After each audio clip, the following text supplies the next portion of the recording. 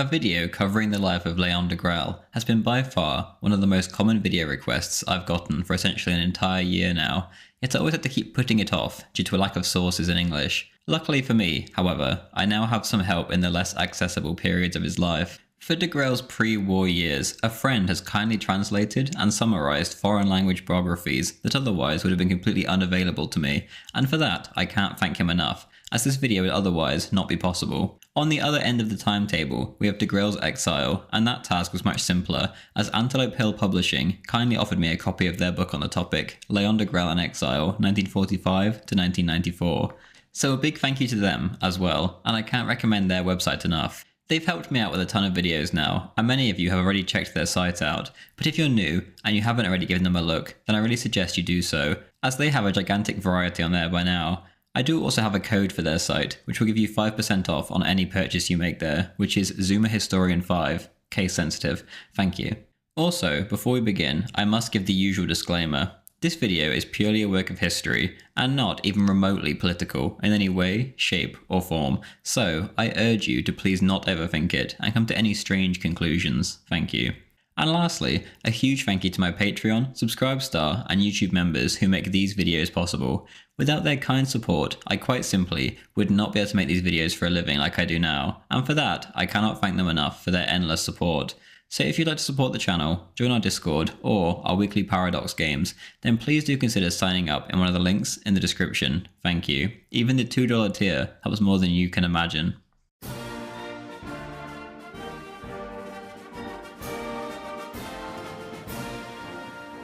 Degrelle was born in 1906 in Bouillon, a city in southern Wallonia, right on the border with France. For those of you who aren't European, or perhaps don't know much about Belgium, it's probably worth me pointing out the obvious. The country, one of Western Europe's youngest, is split into two. In the north you have the Flemish, a Dutch-aligned people, who then, as now, have an extremely strong independence movement, and many of them scoff at the very mention of the name Belgium. In the south you have the Wallonians, a French people who have been the dominant force in Belgian history. An example of this would be how Brussels, a Flemish city for all of its history, quickly became completely and utterly Frenchified. The religion of both regions is Roman Catholicism, and that's what led to the two very different people ending up together in the first place. All of this is, of course, relevant to the story of Degrelle. Degrelle was the son of a brewer, and his family was a typically middle-class one. As a boy, Degrelle barely had to leave his village, and it was a rather typical, quiet, and rural place to grow up. Education was extremely important for the young man, as well as his Catholic faith. Things wouldn't be quite so smooth, however, if we consider the year Degrelle was born, 1906. 8 years later, of course, Europe was tearing itself to pieces, and Belgium was right at the forefront. The Degrelle family initially fled to Sedan in France, but this too was taken by the Germans, and so they just went home instead. It was here that Leon first saw dead bodies, and this left quite the impression.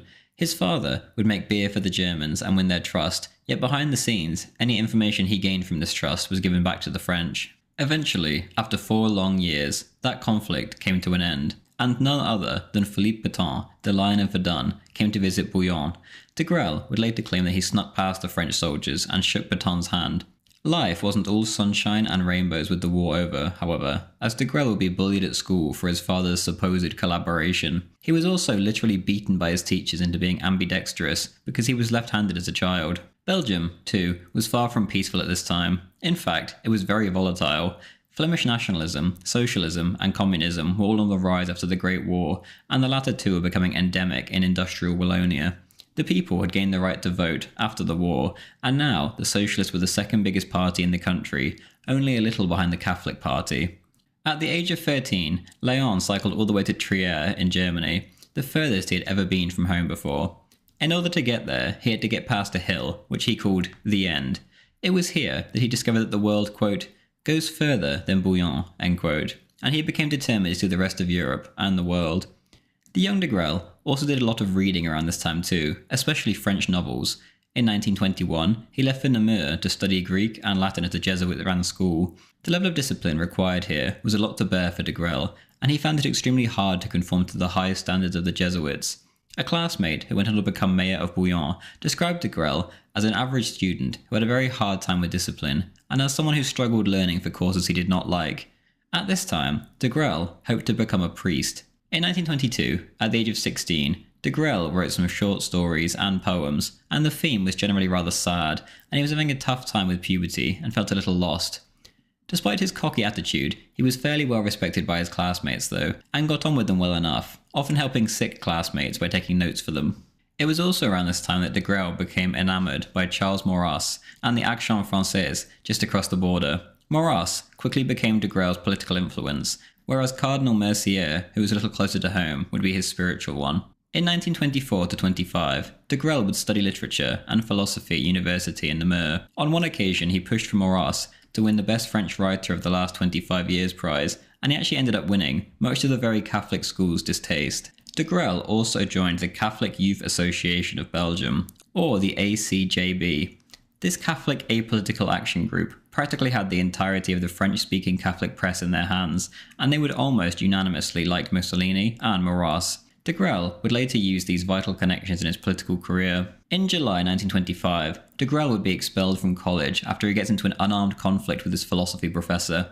Giving up on his previous dreams, he chose to follow in his father's footsteps and moves to Leuven, where he studies politics and law. Leuven was a fine example of Belgium's lack of stability. Leuven University was almost entirely French-speaking, despite being in Flanders, and so, rather understandably, the Flemish students were far from happy. These Flemings had organised themselves into student unions based on the German model, and the Wallonian students had done the same but on the French model. Fights were frequent between the two, and even the odd murder happened here and there. Degrelle, however, got his head down and studied day and night, yet to no avail. He would eventually leave university without a degree. He did, however, take over a student magazine during this time here, and he used it to spread radical ideas, which had by now, over the years, formed the basis of his political thought. Léon would end up crossing paths with Flemish nationalists during this time, and he even attended meetings of the radical Flemish nationalist student unions, who proposed a total split of Belgium and the unification of Flanders with the Netherlands. This isn't to say that Degrelle endorsed such ideas, however. In 1928, Léon's life would take a dramatic turn as events in Mexico unfolded. A Catholic student had murdered the Mexican president, and his cause was supported by Catholics all over Europe. The ACJB decided to send someone to work as a correspondent, and that man was none other than Degrelle. To get into the country by boat, he required fake papers, as he had publicly written about the Mexican government before. However, he managed to get there, and he saw the destruction that the anti-Catholic government forces had wrought. Upon his return, Léon led a bohemian life and put all his money into a possible literary career. His apartment was apparently absolutely filthy, with dirty underwear and other such filth all over the floor, and he collected so many books that he had to start storing them in the ACJB office. It was during this time that Monsieur Picard, a patron of the ACJB, decided to give Degrelle a leading role in a publishing house, going by the name of Rex, which was currently down on its luck. Léon quickly turned the company around and published some pamphlets.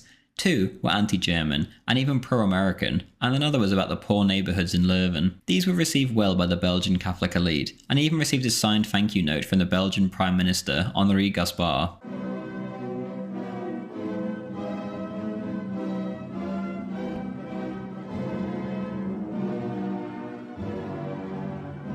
In 1931, Degrelle was made director of Rex, and the company now began to shift from Catholic pedagogy into politics and news. Rex was the press chapter of the ACJB. In that same year, Léon convinced the patrons of Rex to help him found a magazine, like Time in America, but with a Catholic focus.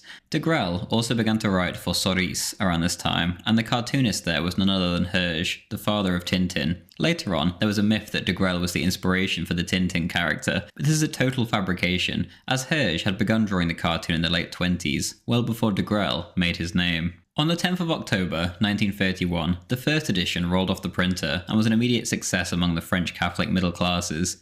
Degrelle, who was full of himself beforehand anyway, now only grew in confidence. The ACJB, however, began to grow threatened by Degrelle's success with Rex, and they attempted to sideline it. Degrelle kept winning, however, and in March 1932, he married Marie-Paule Lemay, the daughter of a bigwig industrialist. They honeymooned around the Mediterranean at locations such as Switzerland, Napoli, Capri, Malta, and Carthage. Léon's new in-laws became incredibly helpful when it came to money lending for his projects. Whilst away, however, the ACJB made their move and removed Degrelle as the main editor of Rex. However, by now, Degrelle had things under control and set about changing Rex from a publishing house into a party. A magazine soon appeared, the only professional literary magazine in the country for a time, simply named Rex, founded by Degrelle. Inside were lots of articles on books and essays, very intellectual and political. Degrelle would often write political polemics inside against all the main parties in the country. The Catholic Party sought to use Léon's influence, however, and paid him to pump out Catholic propaganda, which he did. One of these propaganda pieces was a drawing of a gas mask, in the form of a skull, which just said, "Stop the invasion, vote Catholic." The drawing, however, was just straight up stolen from a booklet by Herge, the Tintin man. Quite rightly, the cartoonist was furious and threatened lawsuits, but Degrelle simply refused to give in and claimed that the drawing was property of Rex, and then he began to spread libel against Herge. Eventually, however, there was an attempted reconciliation via a third party, but Herge didn't trust it as the third party was a patron of Rex. The relationship between the two men was spoiled for good. However, Herge did get his Rex money for the drawing after a lot of pressure. There was more trouble for Degrelle too. The ACJB forbid Rex to publish political opinions, and so Degrelle started yet another new magazine, this one called Vlan, in which he slandered various politicians in Belgium. The Catholic Party was especially singled out, yet the party remained the biggest in the country. These types of magazines began to worry the Catholic Church, but the French-speaking youth loved them, so they were in a bit of a bind. Vlan, however, never really caught on, and so another magazine was started by Degrelle, named Croix, in which he talked about Catholicism especially. Thanks to these endless magazine ventures, Rex publishing house was now losing money, and Degrelle was in debt to the tune of 74,000 Belgian francs. There was trouble at home too, as Degrelle's daughter, Françoise, died at only 5 months old in May 1933. The girl's mother, understandably, was extremely depressed, and so she went back to her hometown. Degrelle, meanwhile, remained, and he rose at 4 am every day in order to get to Mass at 5 before taking the 9 am train to Leuven to go to work. With Rex nearing bankruptcy, Degrelle used his in-laws' money to buy Rex, and so it now became independent of the ACJB. Degrelle was now the owner, with some wealthy backers from Catholic monasteries and capitalist circles. The ACJB themselves even chose to support Rex with money, but soon enough, in December, they gave Léon a choice. He would need to choose between their money or politics, and so he chose the latter, and then began to slander them in his paper. Rex's first independently published books were received well, but they were inherently flawed, as many of them were full of weird mistakes. The money made from the books weren't enough to build Rex up to be an actual political factor either, and so Degrelle organised meetings with an entry fee to raise funds. These were rather popular with the French-speaking youth, and in them, Degrelle would attack pretty much anything and everything, from Germany to socialism to the Catholic Church hierarchy. A Degrelle quote from this time was, quote, "If people want to pay money to go and see some idiot on screen, they should certainly want to pay to see me," end quote. Overall, Degrelle certainly had a gift for speaking, and it was from this strategy that things began to change. Even still, he needed time, as Rex was still almost bankrupt by December 1934, and on New Year's Eve they had to leave their office building. Degrelle had to go and flirt with the ACJB and the prominent Catholics, and then beg for money in order to keep things afloat. Degrelle, as soon as he had his money, then went around the country breaking up Catholic meetings, supposedly in the name of Catholicism, and his own meetings continued to be successful. The mainstream Catholics tried reeling in Degrelle, yet to no avail. Rex had become a serious force within Catholic French-speaking cultural life, and they wanted to reform the Catholic Party. These events culminated in the so-called coup of Kortrijk on the 2nd of November 1935. On that day, the Congress of Catholic Circles took place with the Catholic Party, various youth movements, newspapers, and such in attendance, including Rex. Degrelle, in beer hall putsch fashion, interrupted the meeting and began a speech railing against the Catholic leadership and the Catholic Party. He ended his speech by telling his men to leave the meeting, and in practice, the Catholic movement. Public opinion on this move was 50-50, and Rex didn't completely split from the mainstream as they still walked with other groups to a World War I memorial service.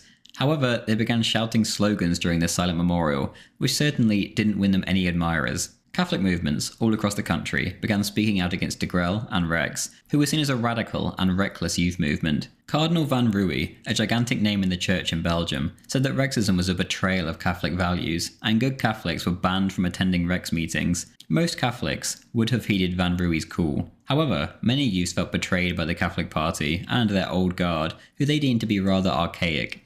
These young men joined Rex, and most of them were middle to upper middle class types. In November of 1935, Rex became an official party. On the 4th of December 1935, Rex, the party, held its first meeting in La Louvois. The meeting, however, ended in violence as communists turned up looking for a fight, and party militants and police had to forcibly remove Degrelle from the hall for his own safety. Regardless, Degrelle was now the youngest party leader in the nation's history, a record that wouldn't be broken until Tom van Grieken took the reins of Vlaams Belang in 2014. With the help of some industrialists and his in-laws, Degrelle was able to fund some campaigns and compete in elections. Somehow, he had to come up with 300 people to put on an electoral list, as well as 600 replacements, which simply wasn't a possible task. One of the biggest problems was that Degrelle had no support in Flanders, at least among the Flemish. Some of the very small French-speaking minority would, but that was about it. Degrelle could not speak Dutch, and he only ever embarrassed himself when he tried to make speeches in that language, as he would write down the speeches beforehand and then practice them intensely, rather than actually learning the language. Most of Degrelle's politicians and electoral candidates came from small far-right Wallonian parties, and the parties themselves were quickly swallowed up by Rex. Wallonia, when it came to radicalism, was extremely left-wing, and the space was dominated by socialists and communists. So Degrelle was truly breaking new ground here, and also fighting an uphill battle. Degrelle would make alliances with smaller middle-class bourgeois parties around this time, and later he would claim that these alliances helped him gain 200,000 new members, which simply wasn't the case at all, and a gigantic over-exaggeration. Regardless, he was making some friends. There was some trouble, but soon enough Rex developed itself into the party for the middle class, much like the NSDAP in Germany. In 1936, the cabinet made up by Prime Minister Paul van Zeeland fell due to an unstable coalition. On the 16th of April, the election campaign began without Rex even really having a party programme. It was just Degrelle who was the glue. Apart from that, Rex had some vague points that could be interpreted very broadly, but that was about it. Rex agitated aggressively against other parties, but not so much against capitalism, only what Degrelle called banksters, which effectively meant the 1%, or super-capitalists. Compared to the PNF in Italy, or the NSDAP in Germany, their stance was less aggressive on this topic, and this would have been a little hard anyway, given that Degrelle's in-laws were capitalists, and most of his money came from big business. One part of the Rex programme that was clear was his ethics, and these were Catholic ethics. No abortion, and strong family principles of course being at the top of the list. Rex also wanted to give parents an extra vote per child. To appeal to the lower classes, there was a few points that would have given benefits to the average worker, but it wasn't anything too crazy. Degrelle saw industrialisation as efficient and good, but thought that there had to be better protection for the workers and their rights. He was never fully on board with corporatism, and did support unions. Before the big election, Degrelle also founded another newspaper called Le Pays Réel, which was the official propaganda paper of Rex. It was very successful, and most buyers were from the Wallonian middle classes. Due to time crunches, however, the paper was extremely sloppy and essentially just whipped up and thrown out onto the shelves without a second thought, and as a result, they were full of language mistakes and even outright lies. Rex actually ended up winning big in the national elections and secured 21 seats in the Chamber of Representatives, which meant 271,481 votes in total, or 11.49% of the vote, the fourth biggest party in the country, just shy of the number 3 spot. 12 seats were also gained in the Senate. Rex was the big winner in Wallonia in the south, whereas in the north, in Flanders, the VNV doubled its seats. The communists tripled nationally too. Some of Degrelle's methods were a little underhanded, as he just slandered his opponents to death in endless scandals, but regardless, they worked. He called his behaviour the Great Clean-up, a slogan which he stole from Verdenaso, a lowlands unification movement which had begun as Flemish nationalists. After Rex's success, opposition immediately mounted. The major socialist and Catholic papers began to smear him, and the Flemish realised that Degrelle certainly did not have their interests in mind. The VNV paper stated, quote, "He, the Wallonian, is for Belgian unity. He is for the military power, in bed with France. He doesn't want to give any national freedom to the Flemish. Who is on these Rexist electoral lists? Francophiles and pure reactionaries." End quote. In Belgium, traditionally, the king invites the winning parties to come and talk with him, and despite the opposition, Léon was invited and duly attended on the 28th of May. Here, Degrelle stated categorically that he was pro-democracy and anti-fascist, and he, at least according to himself later, refused a leading role in the government that the king offered him personally. It does, however, seem extremely unlikely that the king, who is by law meant to be apolitical, would give the leader of the fourth biggest party a leading role in such a government, especially one who was widely viewed as an extremist. Regardless though, in the end, Paul van Zeeland just ended up forming another government. In Parliament initially, Rex came off as a bit of a joke, and after their first political act in Parliament, they were simply laughed away.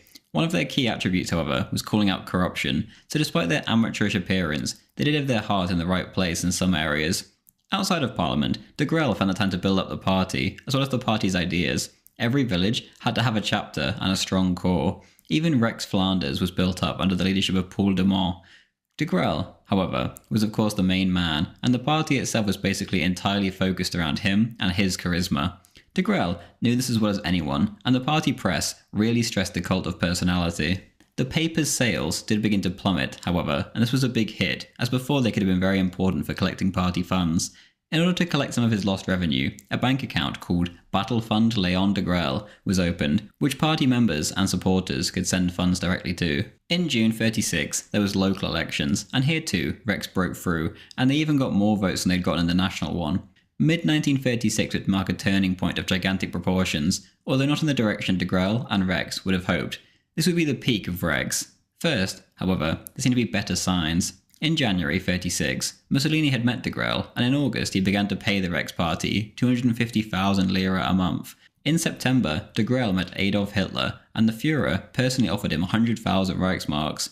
It should be noted that Hitler gave VNV, the far more right-wing Flemish nationalist party, way more money, and also recurring payments, rather than a one-off payment. Verden Asso was also offered money, but refused on principle. Degrelle also worked with the Flemish around this time, and he developed a sort of sympathy for the Flemish movement. He of course was a Belgian through and through, in the sense that he wanted to see the country remain united. However, Rex had a federal idea in mind, in which the Flemish would have far more autonomy, and VNV was also approached on this topic. Clearly this worked, as Hendrik Elias, future leader of the party, openly talked positively about Rex and their federalist allies in September. In October, the two parties announced their cooperation. Rex would help VNV get a federal state under the Belgian royal house, and they would then withdraw completely from Flanders and only be active in Wallonia and Brussels. The same in reverse was obviously also true. Most VNV voters, members, and even their leader did not support this, however, and the cooperation was essentially just a way to slow down Rex and win their own votes. Degrelle had his own game, and he planned to rule Belgium eventually under one big party. However, the VNV and the Flemish population at large would never have accepted such an arrangement. Inside Rex, there were voices that would never stand for such an arrangement. In Flanders, there was a privileged French-speaking minority who supported Rex, and this would require them to support VNV, a party who supported the repressed Flemish majority, which of course they could never stand for. Regardless, the issues on both sides were put to one side for the moment, and Rex pushed on. The left went berserk, as Rex and VNV together could form a huge right-wing front against the government. Many of them began to say that the duo had plans to march on Brussels, Mussolini style. Degrelle, years later in exile, would claim that if he did indeed march on Brussels, then the king would have 100% appointed him as prime minister. This of course was rather detached from reality. There was a real march, however, but it was a huge protest march against communism, and this was banned by the government. The left did more than fear an imaginary coup, however, they acted as well. In September, an attempt on Degrelle's life was made as he was giving a speech from on top of a boat in Charleroi. The perpetrators were Wallonian communists who attempted to shoot him from a bridge. This led Degrelle to meet with the leader of the Legion Nationale to discuss building up a Rexist militia. There was more dissent inside the party itself too. Degrelle was growing far too big for his boots, and many resented Degrelle's increasingly dictatorial style of running the party. Others felt that Degrelle had completely left behind Catholic activism for money and power. On one occasion, a man who had worked for Degrelle wrote a pamphlet critiquing him. In response, Degrelle wrote an article that was so brutal and so utterly filled with lies that even his most loyal readers could see how ridiculous it was. There was also a rumour around this time that Degrelle met with Joseph Goebbels to get money from Rex. However, Degrelle dismissed this and said that Goebbels was actually in Athens at the time, which was true. He then went further and said that he had never received any German funds, which of course wasn't true. The midterm elections were scheduled for the 11th of April 1937, but before then, Degrelle had some campaigning to do. In late 36, he ended up doing an incredible 25 meetings in 3 weeks. On one occasion, a French writer recalled Degrelle finishing a speech in one hall, going backstage, downing 2 beers, and then running to the other side of the building to give another speech. Degrelle later told a Rexist militant to go to Charleroi, and the man replied that he was tired and hadn't slept in 24 days. Degrelle replied, according to the French writer, quote, "You will have enough time to sleep when you are dead, just like me," end quote. When it came to the midterms, Degrelle was certain he would win, and he had even removed a Rexist parliamentarian in Brussels in March and decided to fill that seat himself, which he was sure he would win in the election. This turned out not to be the case. The midterms were a disaster, and a fight even broke out in Parliament, where Rexist Javier de Groen hit someone. In the lead up to the elections, Degrelle used the slogan, "Degrelle or Moscow," to death, to the point where people were just growing tired of him and his exaggerations. Years later, after the war, Degrelle would strangely claim that the Belgian chemical company Solvay, supporting Paul von Zeeland, had caused him to lose. This was an extremely odd claim, as firstly there was no proof, and secondly Solvay had even sent Mussolini money and were even involved with the building projects in Germany with the Nazis. In the end though, Paul von Zeeland breezed through and won the elections in Brussels with 76% of the vote. The only people who had warned Degrelle that things would end this way were the Flemish nationalists of the VNV. It was the beginning of the end. The clause came out, and even Archbishop Van Roo began openly talking about Rex. The party, and Degrelle especially, had grown far too big for their boots. After the elections, a Catholic Party magazine was published with the title Rex Quiescat in Pace, aka Rex, Rest in Peace. After this, Degrelle, sensing that everything was unravelling, attempted to reconcile himself with the greater Catholic movement, which he had just spent the last couple years trashing. They, of course, saw him as a dangerous liability and wanted nothing to do with the Rexists. Degrelle, in turn, broke off all contact. Things only got worse. In Parliament, a split emerged during a debate regarding amnesty for World War I Flemish collaborators. The Rexist position was officially against this. However, a Rexist politician spoke up in support of amnesty. Rex then split into two sides on the Flemish issue. There were those who were for Belgian unity, and those that wanted to give the Flemish people the amnesty, equality, justice, and sovereignty that they've been clamouring for. In June 1937, Degrelle openly sided with the anti-Flemish side and attacked the idea of Dietsland, aka the Greater Netherlands. Degrelle claimed that only federalism would work. He went further and openly attacked his own deal with the VNV, which completely isolated the Rexist party from the Flemish movement and the Flemish people at large. Nothing could shake Degrelle from his idea of a federal state, which had him firmly at the helm. Paul de Man, the leader of Rex Flanders, soon came out against the new anti-Flemish stance a lot of the new members had, and said that this stance was totally against the core tenets of the party. He personally spoke up against Degrelle's megalomania, as he saw it, and soon enough he was shoved aside and then chose to leave the party. In late 1937, Paul von Zeeland's government fell, again, as it was revealed that he was involved in a fraud scandal. Earlier in the year, Degrelle had accused him of having received money from the Belgian National Bank.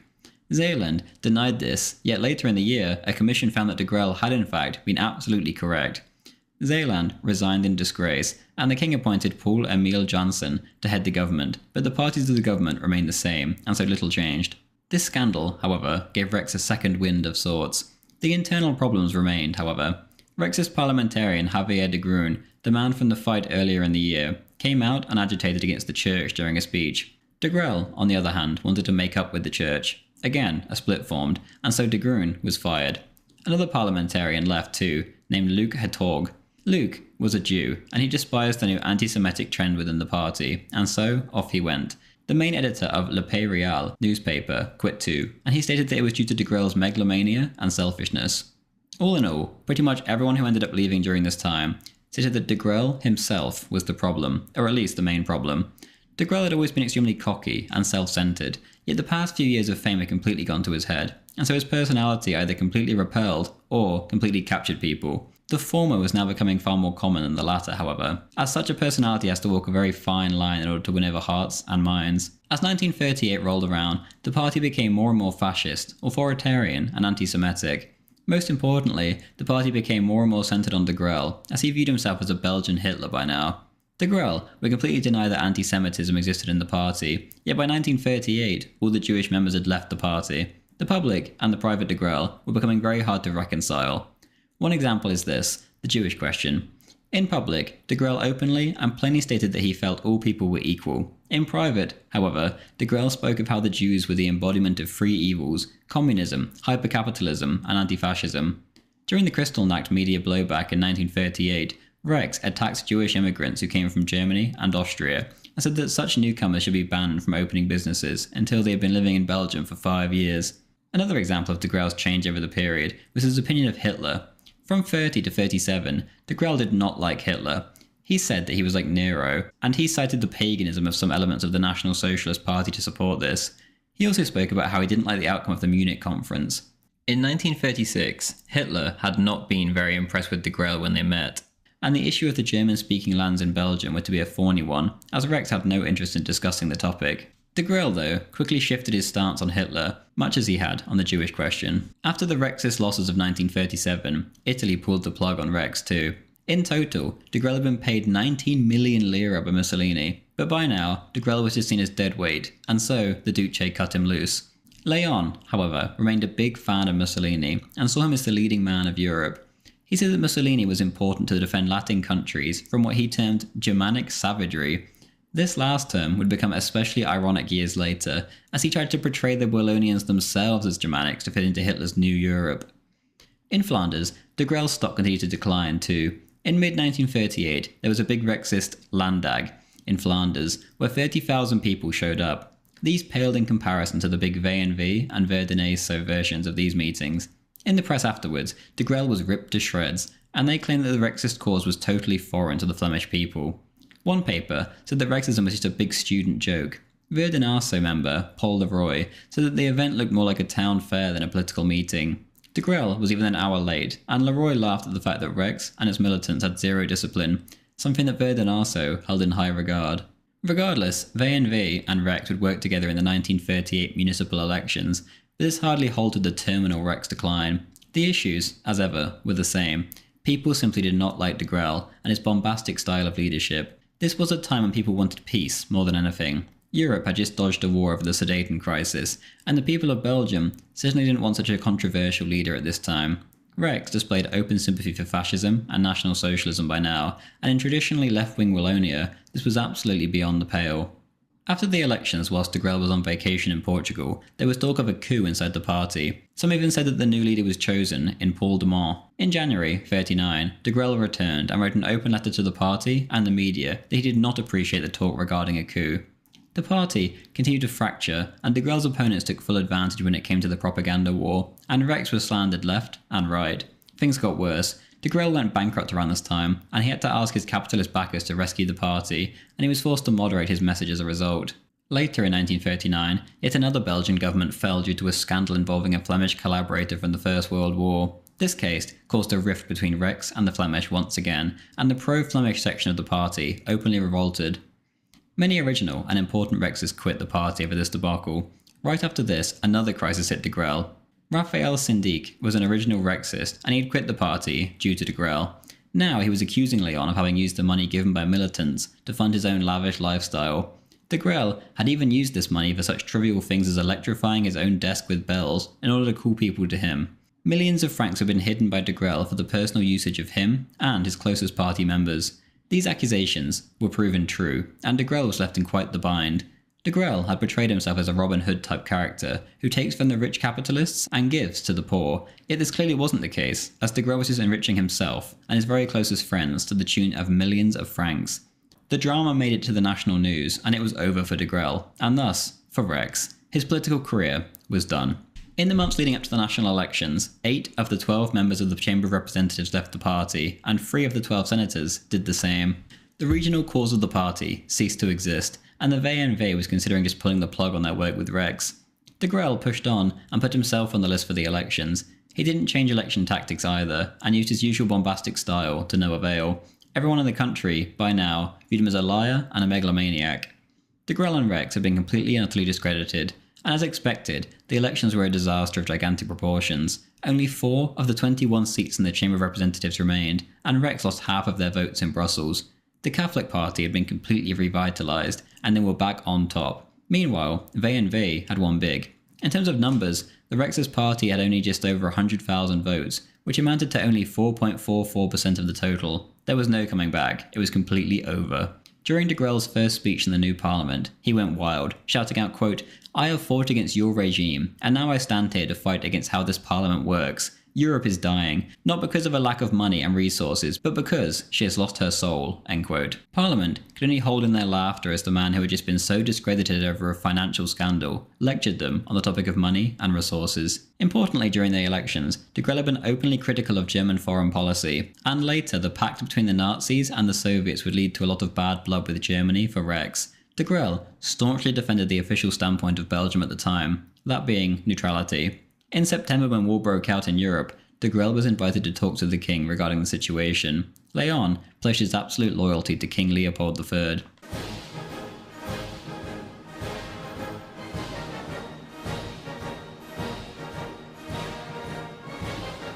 Degrelle had promised his loyalty to the king, yet by 1939, Degrelle's word meant next to nothing. This became clear when in December 1939, a huge scandal developed as a Rexist man from Charleroi was caught giving the Germans information on Allied troop movements in exchange for payments. Dissent against Degrelle himself grew within the party, and soon enough, most important Rexists were demanding that Degrelle step aside as party leader so that the party could revitalise itself. The scandals surrounding him were simply too much, and both at home and abroad he was viewed as a terrible leader and a terrible politician. His name had become essentially poison for any political movement.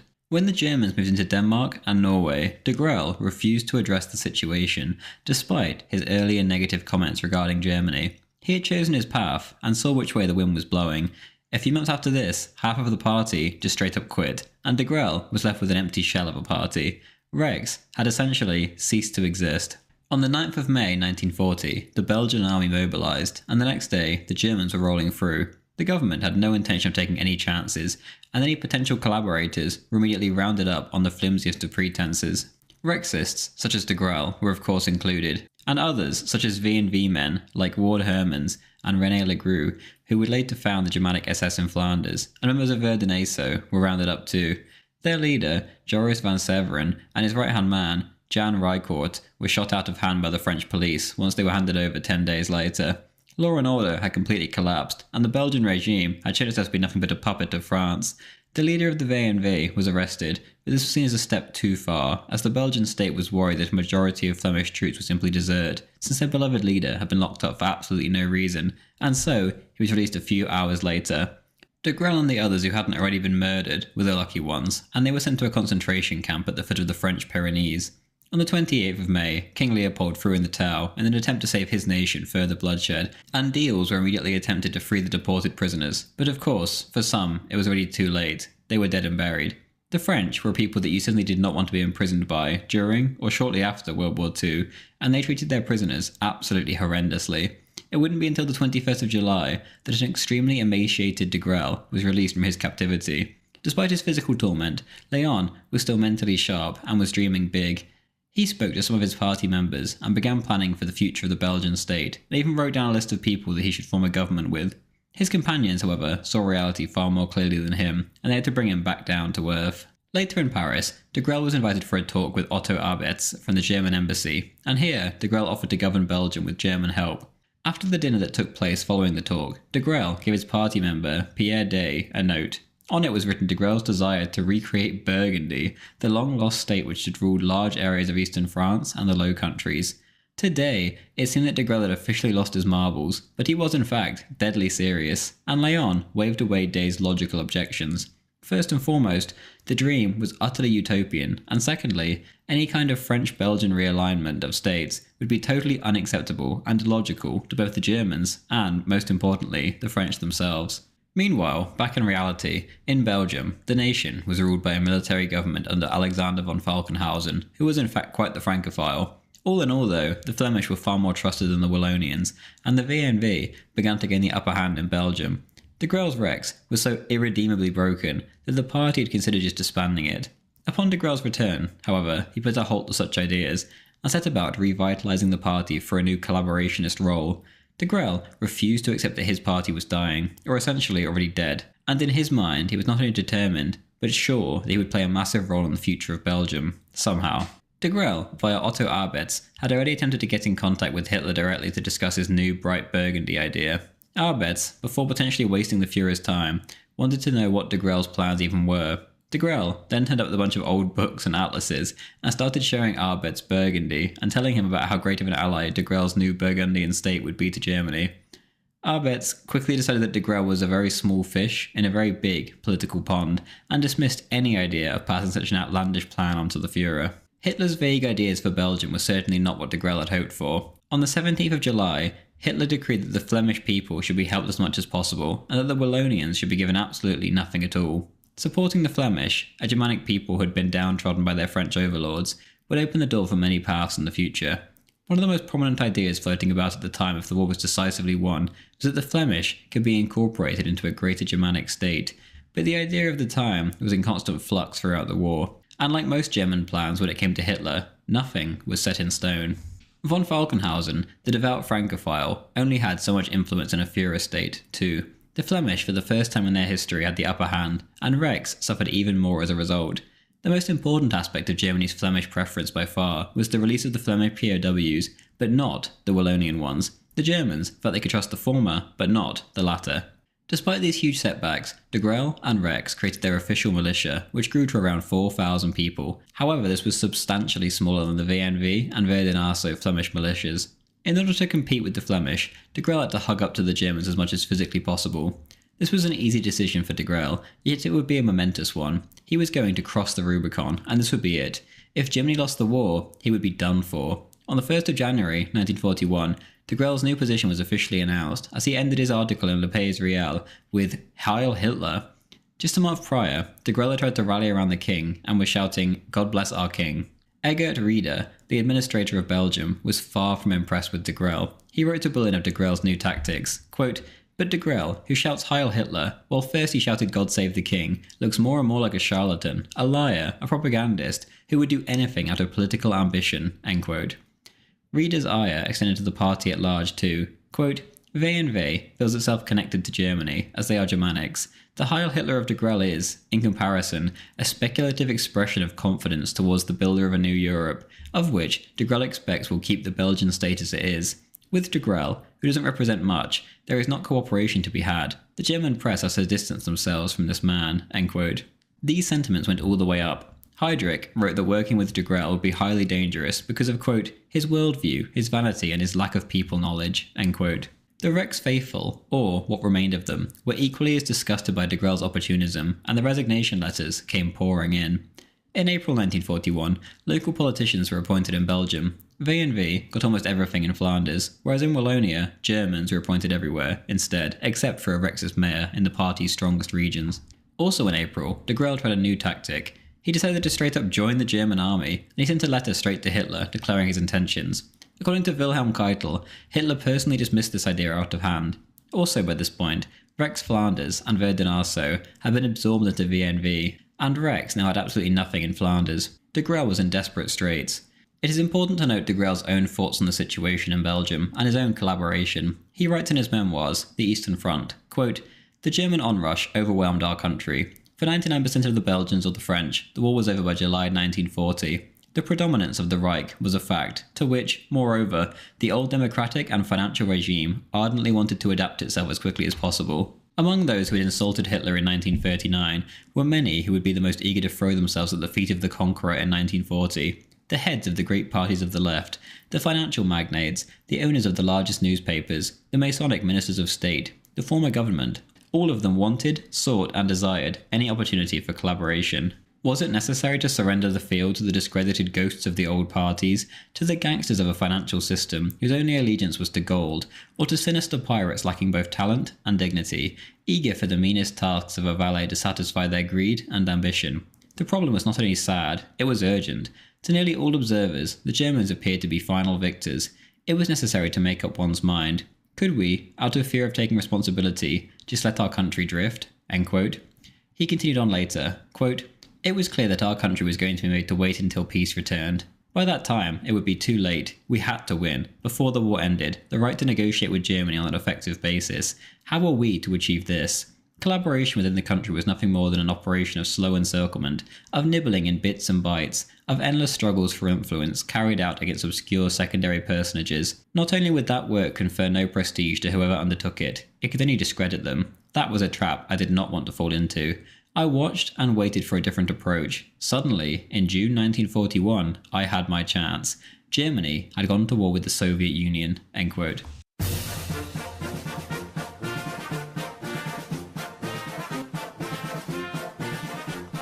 From the moment the first German boot crossed the frontier into the Soviet Union, all of Europe, except for Britain, chose its side.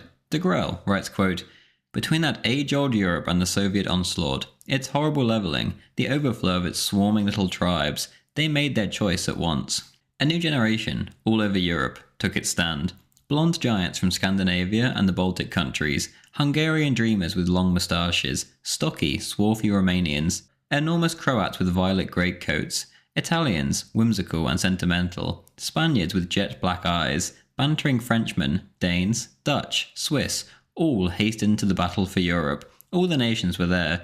We even saw some Englishmen volunteer, a dozen in all, a dozen, none the less." End quote. Among this throng of young men rushing to join the United European cause were of course plenty of Wallonians and Flemings alike. The SS was given responsibility for Germanic volunteers, and the Wehrmacht was given responsibility for the others, and so Degrelle's Walloons, of course, were with the army for now. At first, Degrelle considered himself too old and didn't think of signing up for combat himself, and by mid-July there were only 200 men in the Wallonian Legion. After this initial disappointment, Degrelle knew what he had to do, and he signed up himself as a lowly private. He then began putting his oratory skills to good use, and soon enough, 850 more Wallonians followed Degrelle's admirable example and joined the cause. Soon enough, he was marching through the streets with his Wallonians, holding Burgundian flags high.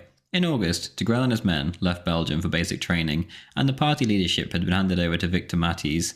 In late 1941, the Walloons were off to Ukraine, and Degrelle marvelled at the sheer destruction that had been dealt to the Soviet forces. Wreck after wreck, and body after body, littered the countryside that Leon and his men's trains ran through. When they finally reached their destination at Dnipropetrovsk, Degrelle described the reaction of his men. Quote, 75% of our soldiers were manual labourers. Many among them had been susceptible, once, to Soviet propaganda. They stood with their mouths agape when they saw in what conditions of decay and exhaustion the Russian proletariat existed. They shook their heads, having to look twice at the scene before believing it. End quote. The Wallonians would spend the next few months in the mud and filth of Ukraine, dealing with the seemingly endless horde of partisans that were harassing the extremely overextended German supply lines. This style of warfare was quite the baptism of fire for Degrelle and his boys, many of whom hadn't even held a gun before just a few months prior. Even traversing the terrain was a task in and of itself. Degrelle writes, quote, "With minds troubled, bodies drained of strength, we had to confront an enemy in front of us, behind us, on our flanks. The mud squelched our spirits.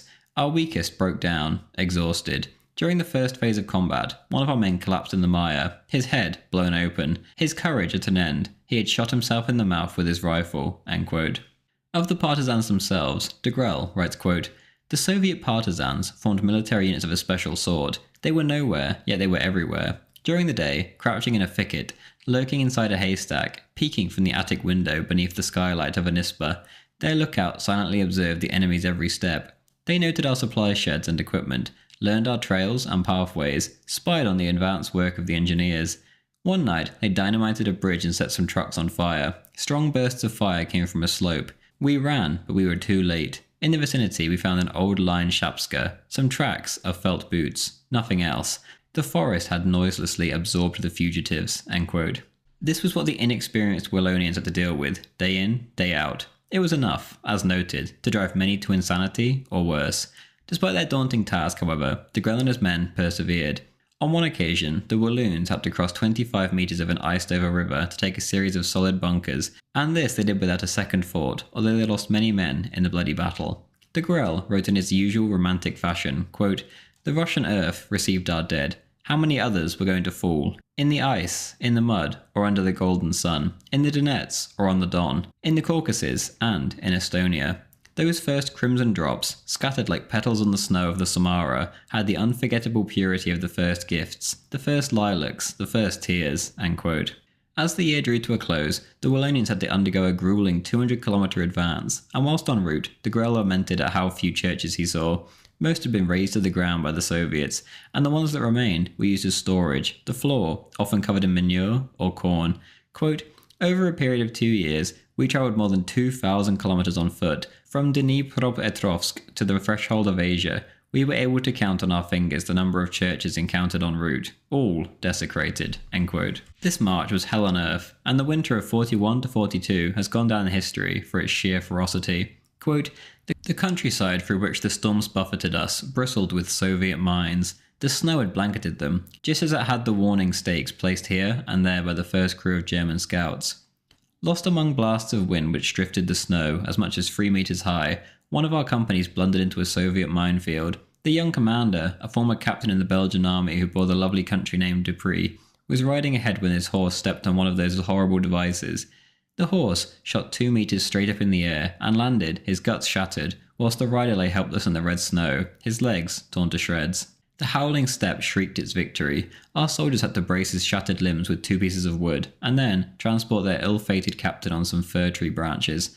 After several kilometers, they reached a deserted Ispa. It took 26 hours before an all-weather ambulance could come to the aid of the dying captain. He had 11 fractures, smoking his cigarette in quick, avid puffs. He said his goodbyes to his men. Great beads of sweat poured down his face as he silently endured his agony. He died without a word of regret, while taking one last drag on his cigarette. End quote. The deeply Catholic Wallonians spent Christmas in -20-degree weather. Quote, on Christmas Eve, we attended midnight mass at a church reconsecrated by our chaplain. A Russian choir sang in shrill, heart-rending tones. Outside, the snow fell in large flakes. Lying behind their machine guns, several of our soldiers occupied combat positions at the four corners of the building. End quote. In mid-January, the weather plummeted to nearly -40 degrees, and the Europeans, far from used to such weather, suffered horribly, especially the Italians who were posted near the Walloons. Whether Degrelle had killed anyone up to this point, he does not say, but in January he was part of an execution squad, tasked with taking care of 2 Soviet spies. Quote, when we reached the middle of the steppe, we lined up in a row. The 2 condemned men, their hands in their pockets, did not say a word. Our volley knocked them down. There was an extraordinary moment of silence, in which the shudder of the rifle shots floated skyward. One of the 2 communists moved, as if he wanted to summon up a last remnant of life. His right hand left his pocket and rose, fist clenched tightly, above the snow, and we heard a cry, a last cry, shouted in German so that it would be understood by all. Hail Stalin. The dead man's clenched fist fell back to his side. End quote. In January, the weather remained as bad, and even dipped slightly lower at times, and Degrelle's Walloons, as well as their German allies, had to face off against seemingly endless hordes of Cossacks and Siberians. These men may have been far better prepared than their European counterparts for the cold, but they certainly weren't prepared for such fierce fighting. It was a slaughter, and the Walloons were able to hold their heads high afterwards. Quote, all of them were mercilessly swept aside. The horses fell dead, their forelegs twisted beneath them. The handsome Cossacks rolled in the snow, in all directions, or were frozen solid by the cold on their saddles, united in death with their mounts. The Siberian infantry had rushed to the attack as naively as the Cossacks, storming down 2 hills and then across the steppe. None had been able to come closer than 30 meters from the houses. The bodies of several hundred Siberians lay scattered in the snow. End quote. Degrelle himself could only have so much luck in such engagements, however, and soon enough he had a very close call when the Walloons were attacked by Russian fighters. Quote, they dove, turned, came back again. Together with some comrades, I ran to see a heavy munitions wagon sunk in the middle of the road. An easy target which could go up at any moment. I pushed with all my strength to move it to the protection of an embankment. The planes swooped down again, and the vehicle tipped, pinning me. Everything went black. I awoke again half an hour later, lying in a hut. My eyes could distinguish only great swirls of mauve, like orchids. My left foot had been fractured in 2 places. I understood that they wanted to send me to a hospital. That woke me up completely. The ambulance men, who had brought me in, had at their disposal a horse and a narrow sled. I had them lay me out on that. Then across the dead bodies encrusted in the ice, I started the animal out in the direction of the east. End quote. The rest of February was to be even worse for the Walloons. Quote, as we crossed the frozen ponds, the Russians to the east opened up on us with an extremely fierce artillery barrage. The troops had been able to run up to the Ispas to get a little cover. Flattened at the bottom of my sled, incapable of taking a step, I heard the shrapnel ricocheting on the sides, against the planks. A Croat who ran up, his arms extended, had just fallen on me. He had a monstrous red hole, as large as 2 fists, where his eyes had once been. So it was that we entered the village of Gromovaya Bolka, where we were to lose half of our legionnaires, killed or wounded. End quote.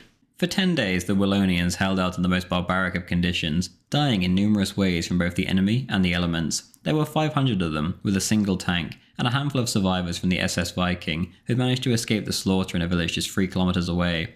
Opposing this isolated village was thousands upon thousands of Soviets, who seemingly cared little for their own lives, as they came in, wave after wave.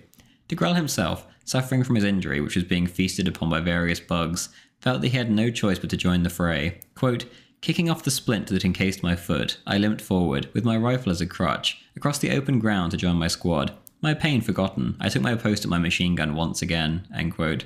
His men held on valiantly, yet the odds were simply too overwhelming. House by house fell under the weight of sheer Soviet brutality, as tanks flattened whatever isolated groups they came across.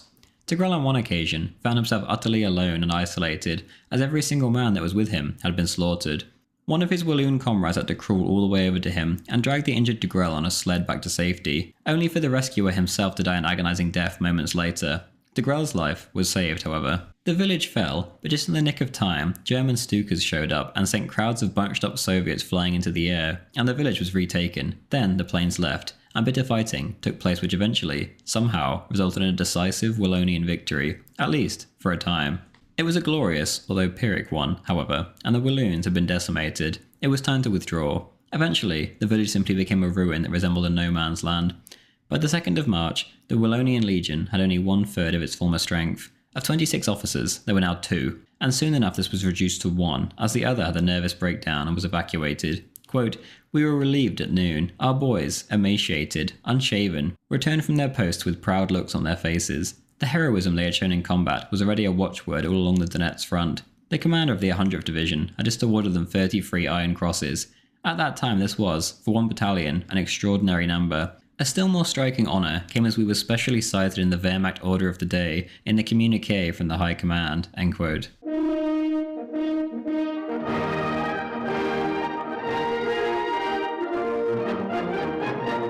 After the action in Ukraine, Degrelle had to return to Belgium for some leave, as there had been a course of attacks against Rexists by the resistance early that year.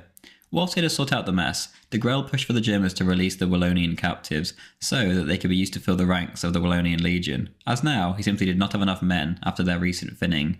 In order to promote the cause, Degrelle had a new wacky idea. He began proclaiming that Walloons were actually Germanics. If this were accepted by the Germans, then the Walloons could be seen as equal to their Flemish counterparts, and also would be able to have their own legion become part of the SS. This theory was of course nonsense. By September, only 300 Walloon captives had been released, and only 140 of these ended up joining the German army. This wasn't through a lack of trying on Degrelle's part, however, and the German army leadership noted his efforts. Degrelle even met with Steiner of the SS Viking to discuss Walloons being allowed into the SS. Leon even lied and claimed that Rex was a nod to the town name where the movement was founded, whereas it was actually derived from Christus Rex, aka Christ the King in Latin. Having a Latin name origin sounded less appealing whilst claiming to be Germanic. Steiner acknowledged Degrelle and sent Himmler a letter recommending recognition of Walloons as Germanics. However, Himmler found it far too early to do this, and the bizarre strategy was denied.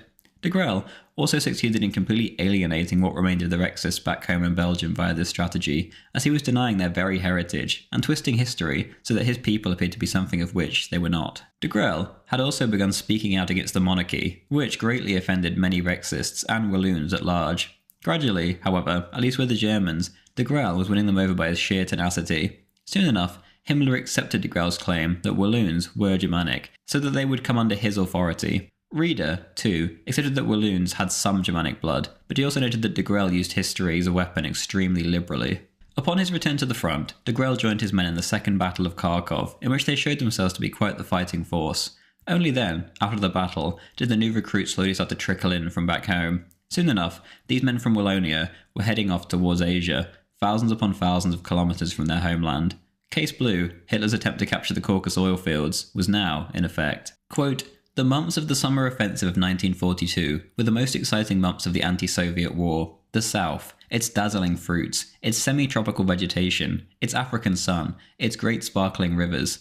Each one of us believed that victory lay at the end of that miraculous cavalcade. The Soviets had not even risen to the challenge. They were fleeing. At a mad pace, hundreds of thousands of men rushed off in pursuit of them." End quote.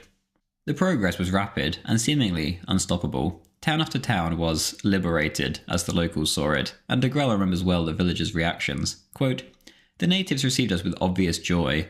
Often we were the first troops to enter their hamlet. The good people immediately went to the outbuildings, removed their icons from the former hiding places, and hung them once more on their dried mud walls, tears streaming down their faces. The greatest gift that one could confer on them was to give them a portrait of Hitler. Often they would hang it next to their icons. They would even put it between the photos of their boys, dressed in the uniform of the Soviet army, red stars on their caps. Such photographic fraternization appeared perfectly natural to them. They loved their boys very much. They loved Hitler very much for having liberated their village. They combined the two." End quote. Of the rapid offensive, he wrote, quote, "Thousands, tens of thousands of Soviets surrendered. They could do no more. To tell the truth, we carried out the offensive much more with our feet than with our rifles. Many of our men, their feet sore, fell out. That hardly mattered. They would catch up to us later. The Soviet soldiers just let themselves be captured. They sat there by the thousands, sucking their bare and bloody toes. Most of them were Asiatics. They had the good large heads of cannibals, delighted not to be eaten in their turn. They repeated tirelessly, 'Stalin kaput, Stalin kaput,' stopping their monologue only to suck the swollen corns off their feet." End quote. The Walloons, like the rest of the Axis forces in the east, were overwhelmed by their progress and thought this would certainly be it. Eternal victory in their eyes was just over the horizon. Quote, "The mountains were still 50 kilometers distant, but their summits stood out clearly against the sky. We were flooded with a joy that goaded us forward. There they were, the peaks that had lived in our imagination for weeks." End quote. Soon enough, Degrelle and his men were at Maikop. Their final objective was Sukhumi, not far from the Turkish border. Quote, "We made some bets. Tbilisi by Christmas, Babylon by the spring. On the banks of those sacred rivers, the Tigris and the Euphrates, we would meet Marshal Rommel's Africa Corps, advancing from the Suez Canal. The war would end in the cradle of civilization." End quote. It was in this spirit that the Walloons celebrated the Feast of the Ascension, getting drunk on local, foul-smelling wine until early in the morning. The world was at their feet. This was, as we now know, an illusion. The Germans had been lured into the Russian abyss. Quote, "We arrived at a large green river that surged through the rubble of a dynamited bridge. A soldier advanced, straggling the jagged platform. A rifle shot rang out from a tree on the other side. The man fell into the river. A second man tried, then a third. They fell, hit in turn. The mountains were still 20 kilometers away, but already the Caucasus were sending us a warning. We had raced south for 1,150 kilometers. We believed that we had conquered everything. The free bodies bobbing in the torrents informed us suddenly that perhaps the war in the south, rather than ending, was just beginning." End quote. Soon enough, Degrelle himself was nearly a casualty. Quote, "We were at the mercy of any lazy or haphazard shell. Our troubles began immediately. One of our posts was blown up. Another shell, 120mm, and particularly whimsical, fell 80 centimeters from me, tossing me through the air on a whirlwind of fire. When I regained consciousness, I found myself amid heaps of wreckage. Around me, everything had been slashed or razed for 20 meters. The right side of my steel helmet had been completely caved in and splintered, up to my ear. My canteen had blossomed like a flower. My machine gun, set within arm's reach, had been blown to bits. Everyone thought I'd been vaporized. I had, all in all, a shell splinter in my right forearm, a perforated eardrum, and a long tear in my stomach. The last wound would prove serious later on, and mar for a long time my life in exile." End quote. Soon enough, once again, the Walloons had fought bravely, but been decimated. Many acts of Wallonian heroism litter Degrelle's memoirs, but the odds they faced were impossible. It was time to go home. Quote, "We were at the end of our physical strength, the end of our spiritual resources. We struggled on only because our honour as soldiers was on the line. Volunteers, we wanted to remain so until the bitter end, until the last beat of our exhausted hearts. We no longer hoped for anything. One morning, reading the orders, we stared with vacant eyes at a paragraph that named the hour and conditions for our relief. It took us a long time to understand. Nevertheless, it was really true. The Wallonian Legion was to return to Belgium. It would receive 3 weeks home leave, and there be reinforced by several thousand Belgian volunteers.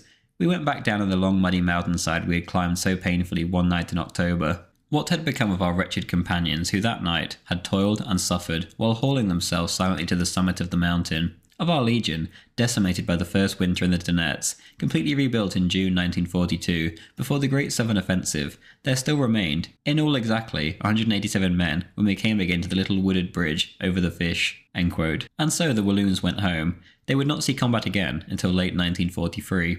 Degrelle said of this time when it came to the Legion, quote, "A number of officers and soldiers of the old Belgian army who had been prisoners in the Reich camps had asked to enlist. They came to us, several hundred of them, in the glorious old uniforms in which they tried to check the German advance in May 1940. Thus the two armies joined together fraternally, the one that had heroically defended the integrity of our country in 1940, and the one that, overcoming past resentments, had striven, since August 1941, to help save the essential, Europe, and our fatherlands all across Europe. The working class constituted 3/4 of the strength of our Legion, but the Legion also included numerous young people from the aristocracy and the Belgian bourgeois class, gold medalists from Jesuit colleges, sons of well-known diplomats, jurists, civil servants, businessmen.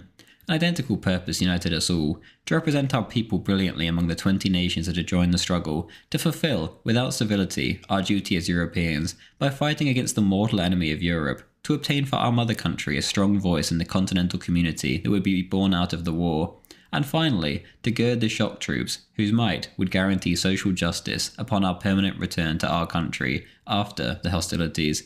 For this ideal, we offered our lives.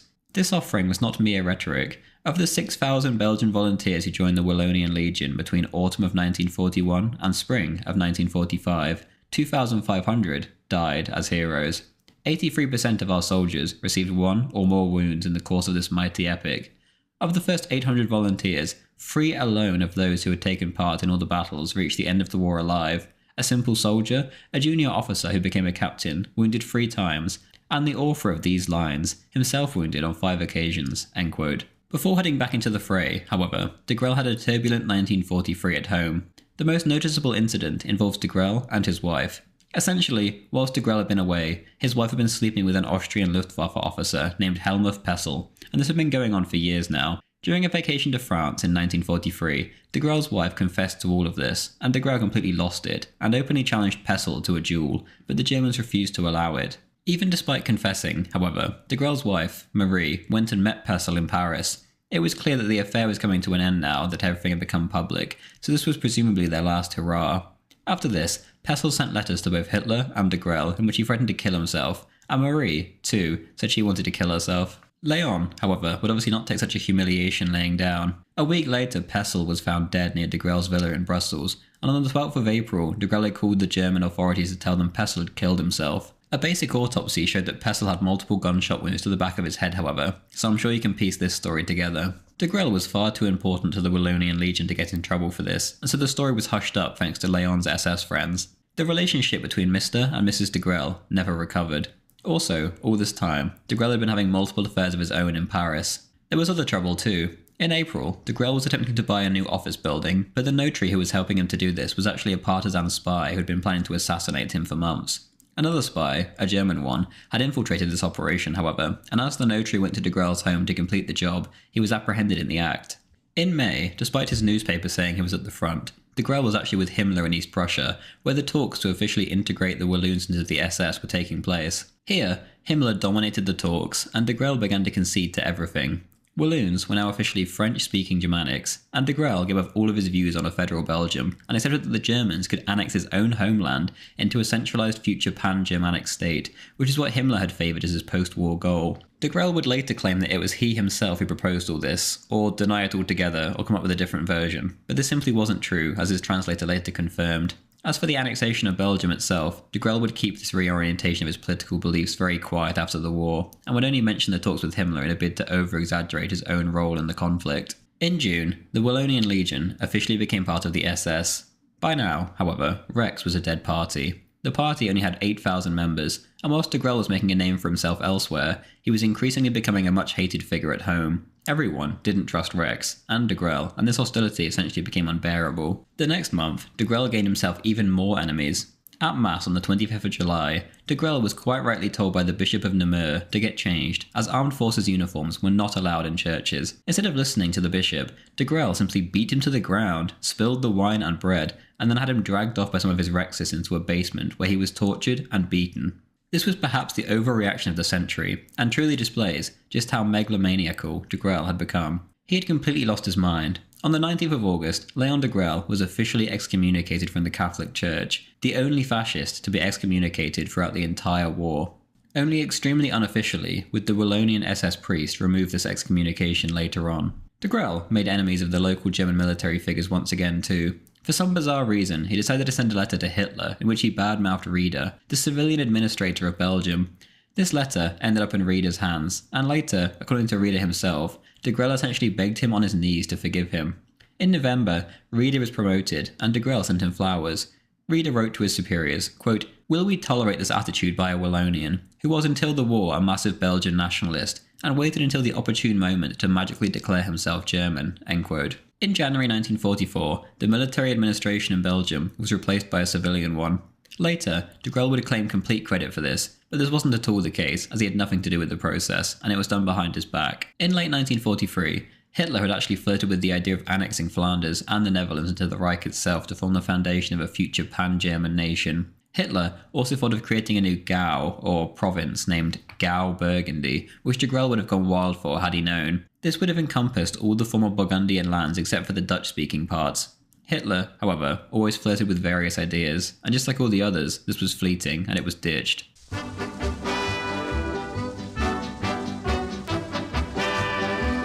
By late November, Degrelle and his men were back at the front in Ukraine. Week after week passed, and the Walloons never saw a soul. They were tormented by the partisans who picked them off, one by one, or blew up their trucks with mines. Not a single Russian prisoner was taken. It was as if their tormentors simply did not exist. Quote, We had to know, at any cost, what was going on in that purple and white forest. The peasants would whisper. We ended up learning from them that about 10,000 men were hiding out in this wooded mastiff of Shikasi. But where? They were receiving equipment. We saw, thanks to our forward observation posts, the Bolsheviks construct numerous bunkers and bring up anti-tank guns, which they moved frequently, but we only saw the first 100 metres. What lay beyond, under the immensity of pines and dark oaks, stretching clear to the Dnieper on the east and to Shikasi in the southwest. Every ISPA was a mystery, end quote. Despite his previous excommunication, Degrelle remained a devout, although obviously extremely flawed, Catholic, and he spoke at length on the religious services that took place amidst the Ukrainian people. He also touched on the confusing loyalties of the locals. Quote, I re-established worship services. A marvellous priest returned from the woods where he had been hiding for 23 years, officiated on Sundays from dawn until midday, dressed in purple and gold. The entire village attended the ceremonies, prostrating themselves 100 times, kissing the earth 100 times, intoning for hours melancholy and passionate chorales that would break your heart. Dozens of icons shone by candlelight in their copper and silver shrines. The yellow-bearded priest would baptize the week's babies. He made them kiss the icons interminably, one by one. Then he paraded each one of the newborns across the chapel, howling their heads off. He held them up at arm's length towards the congregation, so that the whole village could see and contemplate the arrival of new parishioners. He would finally return them, dead tired, to their flat-cheeked mothers, modest yet glowing, dressed, like all the women of Baibusi, in long monastic capes, brown, decorated with a few ruffles above the waist, woven in the village. No matter what the combats of the night, I regularly attended the Orthodox worship on Sunday mornings, among elderly peasants with bushy beards, beside honest mamkas and louse-ridden brats. After hours and hours of prayers by the priest, our chaplain would chant the Catholic Mass. Not a single member of the Ukrainian congregation would leave. These people were starved for religious life, and they would kneel, deeply moved, during our communion. While helping the elderly gentleman of my ISPA, who had lost his right leg in the last war, I returned to my command post covered with vermin, but moved by the admirable simplicity of manners and the faith of these peasants.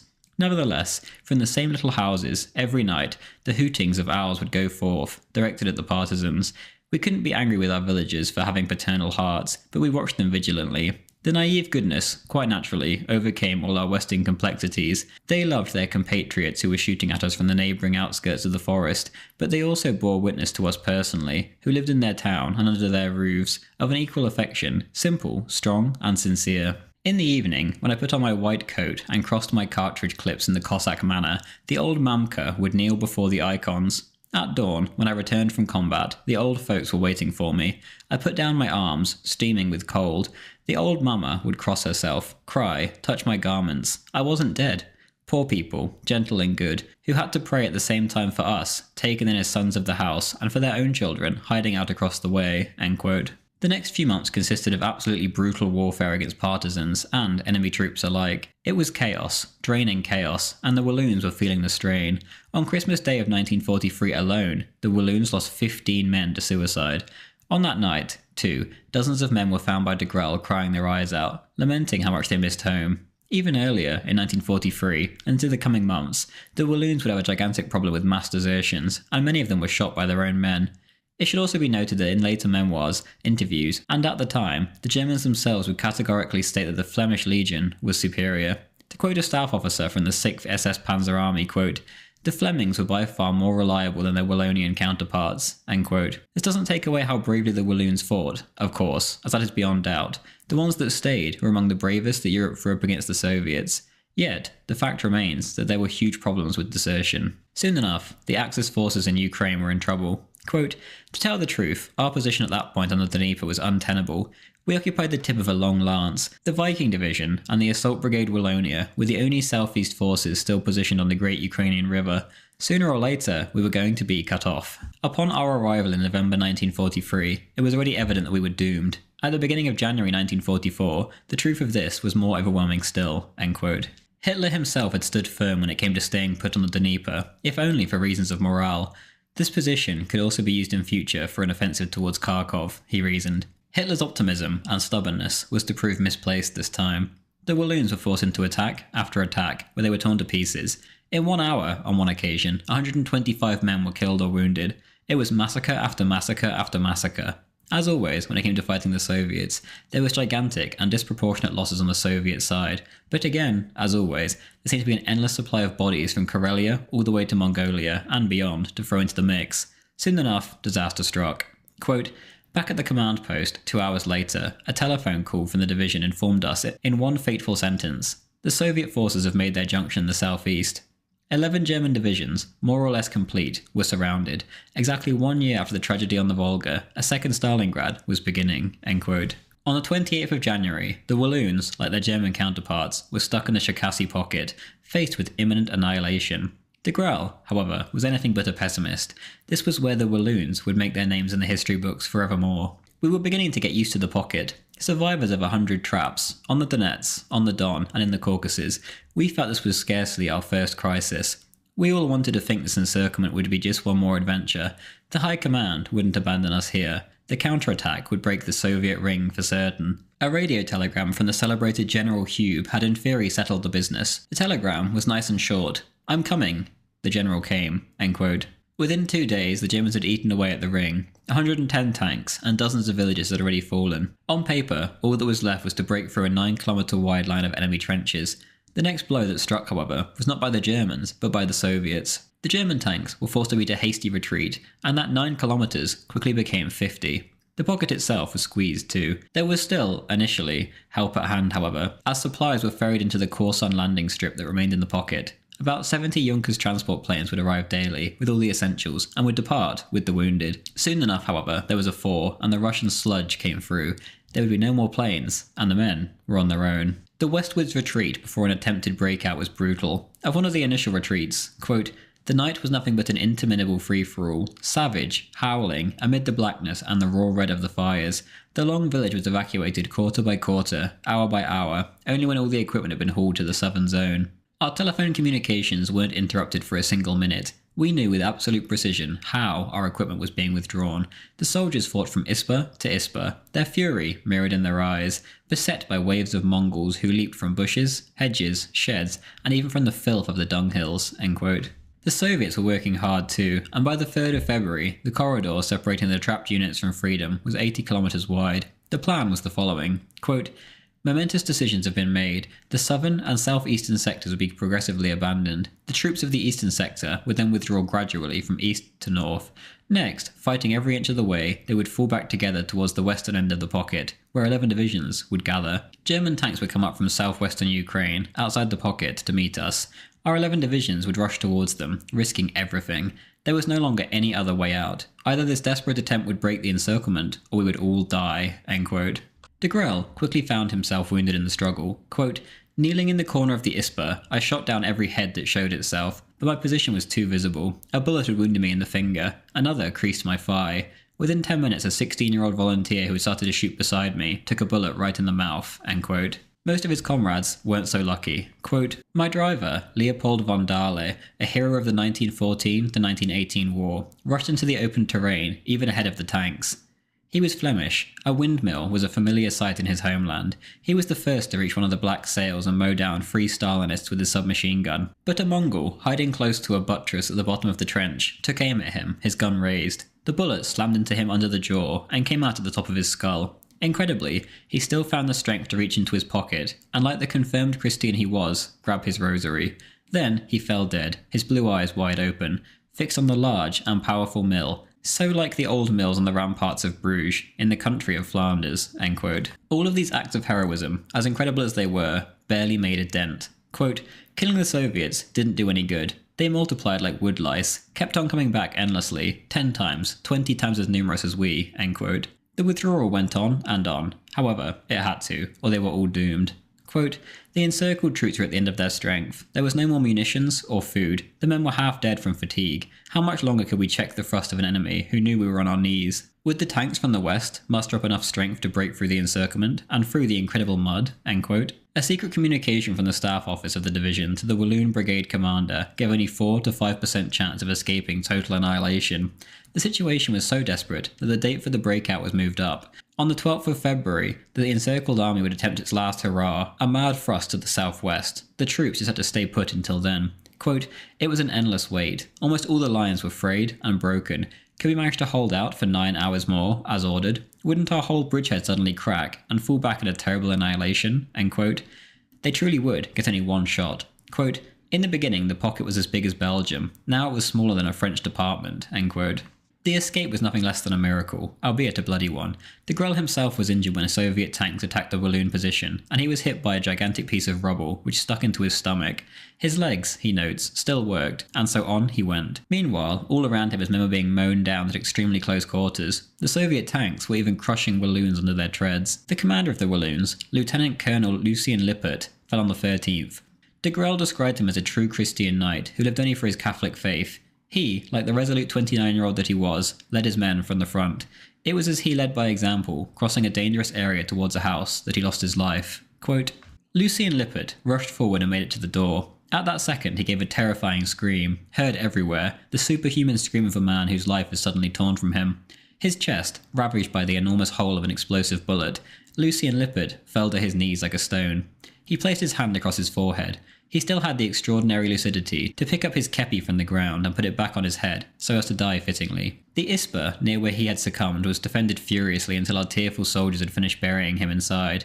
The enemy retook the area, but the Wallonian Legion didn't want to leave its dead commander in the hands of the communists. During the night, Lieutenant Tyson, his arm shot through by a bullet on February the 6th and streaming with pus, crawled along with the volunteers, rushed the enemy, recaptured the Isper, dug up the corpse and brought it back, through machine gun fire, to our positions.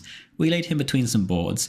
We decided to make a breakthrough carrying his corpse with us. If we didn't make it, faithful to his memory, we would die with his coffin, end quote. And so they were going to push through, with Degrelle now at the helm, for Lucien. The escape was horrifying in the extreme. Dozens of pages of Degrelle's memoirs are purely dedicated to the last few days in which it took place. A familiar theme, however, was the Soviets catching up with them, each time with the same result for those who were too slow. Quote, gasping, our lungs bursting, we couldn't go on. Right under my eyes, the Soviet tank drove down upon the carts of wounded, dumped them over, and flattened them. Horrifying screams resounded, the cries of the dying and the indescribable shrieks of crushed horses, feverishly shaking their hooves. We collapsed at the end of the forest, half dead. Behind us, the grey snow was littered with corpses. The tank, the hordes of Cossacks, charging all around it, was finishing its mad joust, end quote. With what men remained in the area, Degrelle himself took charge, and he got a young German officer who knew French to translate for him. He gave a speech to the men to prepare them for their one last push. Quote, I formed combat groups of 10 men, with a Walloon in each to serve me as a messenger. I requisitioned the weapons, munitions and Panzerfausts of all those who were no longer capable of fighting, and I quickly posted the Germans and Walloons on the rim of the forest. Degrelle had learned Ukraine like the back of his hand by now. Hour after hour had been spent poring over maps for years now, and this was to be Degrelle's crowning moment. It all had come down to this. There was but 3 kilometres now between the relief force and Degrelle's forces. Degrelle, however, was unable to control everyone. Mostly only his own men listened to him. His strategy was to wait until nightfall. Everyone is had to employ patience. For many Germans, however, the allure of their freedom, being just around the corner, was too much.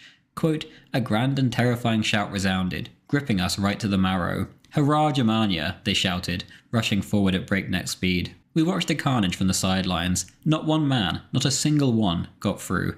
The enemy's tanks poured a withering fire into them. The wretched fell in clusters in the snow. It was a massacre, end quote. Most of the clusters of men ended up horribly lost, and many drowned in river crossings. Degrelle's group, however, pushed on, and they made it. Quote, 2 kilometres farther on, guided by our scouts, we used a trail, marked with stakes, that crossed the marshes on a long, circuitous route. Even there we walked knee-deep in mud. Not a Russian had seen us. We climbed down a snowy slope.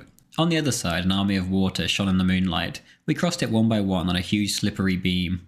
After another 50 metres, we had a heart-stopping shock. 3 steel-helmeted shadows surged up in front of us. We fell into one another's arms, laughing, crying, dancing for joy, as all our worry and pain fell from our shoulders. It was the last German post in the south. We were no longer hunted prey. We were no longer living under a stay of execution. The pocket was now nothing more than a horrible dream. Saved. Yes, saved. We were saved. End quote.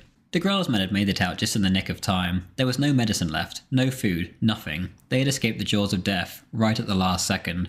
The pain wasn't over, however, and this experience would haunt these men for the rest of their lives. Quote, every so often, someone would jump up yelling, babbling nonsense, pummeling the air. In the months that followed, I myself would have horrible nightmares every night, crying out, striking the wall, the furniture, everything near me with my fists in the darkness. During the 3 weeks of encirclement, I had personally engaged in 17 hand-to-hand combats. For a long time, in my tormented nights, I would see again the grimacing faces of Tartars, of Kyrgyz, of Samoyeds, of strange Mongols against whom I had fought for my life almost every day. Even now I am seized with a sort of dizziness when I think of those days of horror. The mocking grins, the leaping bodies, and the rat-a-tat-tat of my hot machine gun." End quote. All in all, 8,000 men had fallen in the course of the breakthrough, but 40,000 had been saved. Those who had taken the heaviest losses were shock units like the SS Assault Brigade Wallonia and the SS Viking Division. When the Walloons arrived at the Dnieper in November 1943, they had 2,000 men. When they left the pocket on the 18th of February, there was 632 of them. Once again, the Walloons had been decimated and had been the hardest hit unit of all, percentage-wise. As the units were being reformed after the chaos, an army corps general ran up to Degrelle. Quote, "Come, the Fuhrer has telephoned 3 times. He is waiting for you. We've been looking for you everywhere for 2 days." End quote. Soon enough there was a reconnaissance plane landing for Degrelle. His men then pushed him inside, and off he went to meet the Fuhrer. Firstly, however, Degrelle met with Himmler, where he was freshened up and prepared for the meeting, and then the Reichsfuhrer SS personally drove him the 40 kilometers from his camp to Hitler's command post in East Prussia. After waiting for a while outside Hitler's office, the man himself appeared. Quote, "The double doors opened. I hadn't time to look at, or to think of anything. The Fuhrer came towards me, took my right hand in both of his hands, and grasped it affectionately. Magnesium lights lit the room. Movie cameras were filming the meeting. I myself saw nothing but Hitler's eyes. I felt nothing but his 2 hands pressing mine. I heard only his voice, a bit rough, welcoming me, repeating to me, 'I've been very worried about you.'" End quote. After talking for a little while, Degrelle was awarded the Knight's Cross. Quote, "But what exalted me above all on this night of great emotion was the prestige that my soldiers had gained in the eyes of the Fuhrer. He told me that all my officers of the pocket were promoted 1 grade, and that he was awarding 150 Iron Crosses to my comrades." End quote. After the meeting, one of Hitler's planes took Degrelle to Berlin, where he spoke with an assembly of European journalists who were to report on the exploits of the Wallonian Assault Brigade. Then it was off to Paris, where Degrelle spoke with 10,000 people, including many members of the French collaboration government. The relationship between Degrelle and the French, no matter what his memoirs say, was bad. Degrelle dreamed of an obscure Burgundian state, somehow fitting into the new European order, which was the topic of his speech. The French, of course, found this idea both laughably bizarre and also hostile to French interests, as Burgundy would mostly comprise of French lands. On the 2nd of April, 1944, the newly reinforced Walloon volunteers marched into Belgium in a 17-kilometre-long armoured column. Degrelle would call this the high point of his career. A few thousand Belgians lined the route, and a few thousand more met them in Brussels. Quote, "My tank stopped in front of the columns of the Bourse. I lifted all my excited children into the tank. I felt their little hot hands in mine. I watched this wonderful celebration, the communion of my soldiers, and this people so sensitive to glory." New tanks rumbled without cease onto the flower-covered roadway. The Anglo-American tanks went into Brussels by exactly the same route 5 months later. End quote. Degrelle had made quite the name for himself all across Europe now, yet behind the scenes, however, it appears that things were not so rosy. Himmler essentially saw Degrelle as an easy weapon to use against the Wehrmacht, and he had no interest in actually entertaining any of Degrelle's bizarre ideas regarding the post-war world. He planned to give him perhaps a small political office, nothing more. For now, Degrelle would be used as a propaganda piece, and a very effective one at that. Still, to this day, Degrelle is the very face of the Foreign SS. Very few people know who Gottlob Berger is, the actual father of the Foreign SS. Degrelle became, and remained, the poster boy, and there was no close second. Raeder and the army, however, continued to see Degrelle differently than the popular image. He was viewed as a man full of childish fantasy, to use Raeder's words. When Rex initially became a force in Belgium, as noted earlier, Degrelle essentially lost his mind, and became utterly lost in his own ego, and his pride. Now, the same was the case, but on a larger scale. Degrelle had seemingly lost his mind completely. Despite all evidence to the contrary, Degrelle genuinely believed that the Germans would give him Burgundy as his own state after the war, and he thought he would be one of the 3 major leaders of National Socialism. Firstly, there would of course be Hitler, but then, in Degrelle's mind, based on whatever he had heard from Himmler or other sources, there would be someone in the Slavic countries, and then Degrelle himself, in the West. Degrelle also tried to extend his powers into Flanders and France, but was utterly rebuffed. The Flemish did not trust him at all, and the French obviously didn't want to give him a gigantic chunk of their country to what they saw as some obscure, failed politician. The Walloon Legion itself was now in a shaky state. It had been completely rebuilt after its heroics at Chicassie, and now stood at 3,000 members. The issue was, however, that most of these men came from POW camps, and they just didn't want to be captives anymore. 78% of them, in fact, it was reported, didn't believe in Rexism or National Socialism. They just wanted food, money for their families, and freedom. The real trouble, however, was at home. Degrelle, feeling himself invincible, had made a lot of enemies, and was emboldened to act up on old grudges.